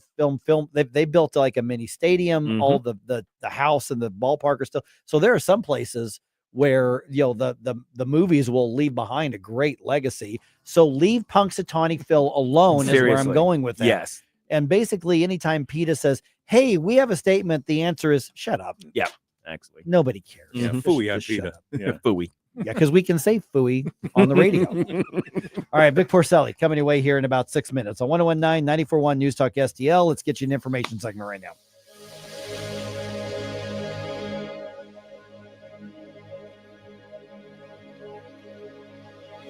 Hey, Columbo here for Rockwood Charcoal. Rockwood is made from 100% pure Missouri oak and hickory, so you're cooking with the best and supporting local industry and a local business all at once. There's over 100 area Rockwood retailers. Find yours at rockwoodcharcoal.com. Southern Armory, your hometown gun store. Come and be more than just a customer. Southern Armory, we carry the best guns, holsters, knives, magazines, ammunition, and even food storage. Special orders are welcome. Southern Armory, 1 mile east of 270 and 44, 9901 Watson Road, and southernarmory.com. That's southernarmory.com. Whether you're purchasing your first firearm or adding to your collection at Southern Armory, you're more than a customer, you're part of the family. Follow Southern Armory on Facebook or at southernarmory.com. This is Tony Colombo, and my favorite Capriati sandwich is the cheesesteak made with American Wagyu beef from Snake River Farms, and you have to include a side of their amazing fries. I love Capriati's, and you will too. Open 9 to 9 daily on Manchester and McKnight in Rock Hill. Are the days of a personal doctor gone? Not at Body of Health Direct Primary Care. I'm Dr. Randy Tobler to share how our design is putting the care back into healthcare. Plain and simple, our members, not insurance companies, get our exclusive focus. That means same or next day appointments, responsive answers to your concerns, and a no-spin, big tool chest approach. It's about time you get serious time devoted to your medical needs. To learn about healthcare the way it ought to be,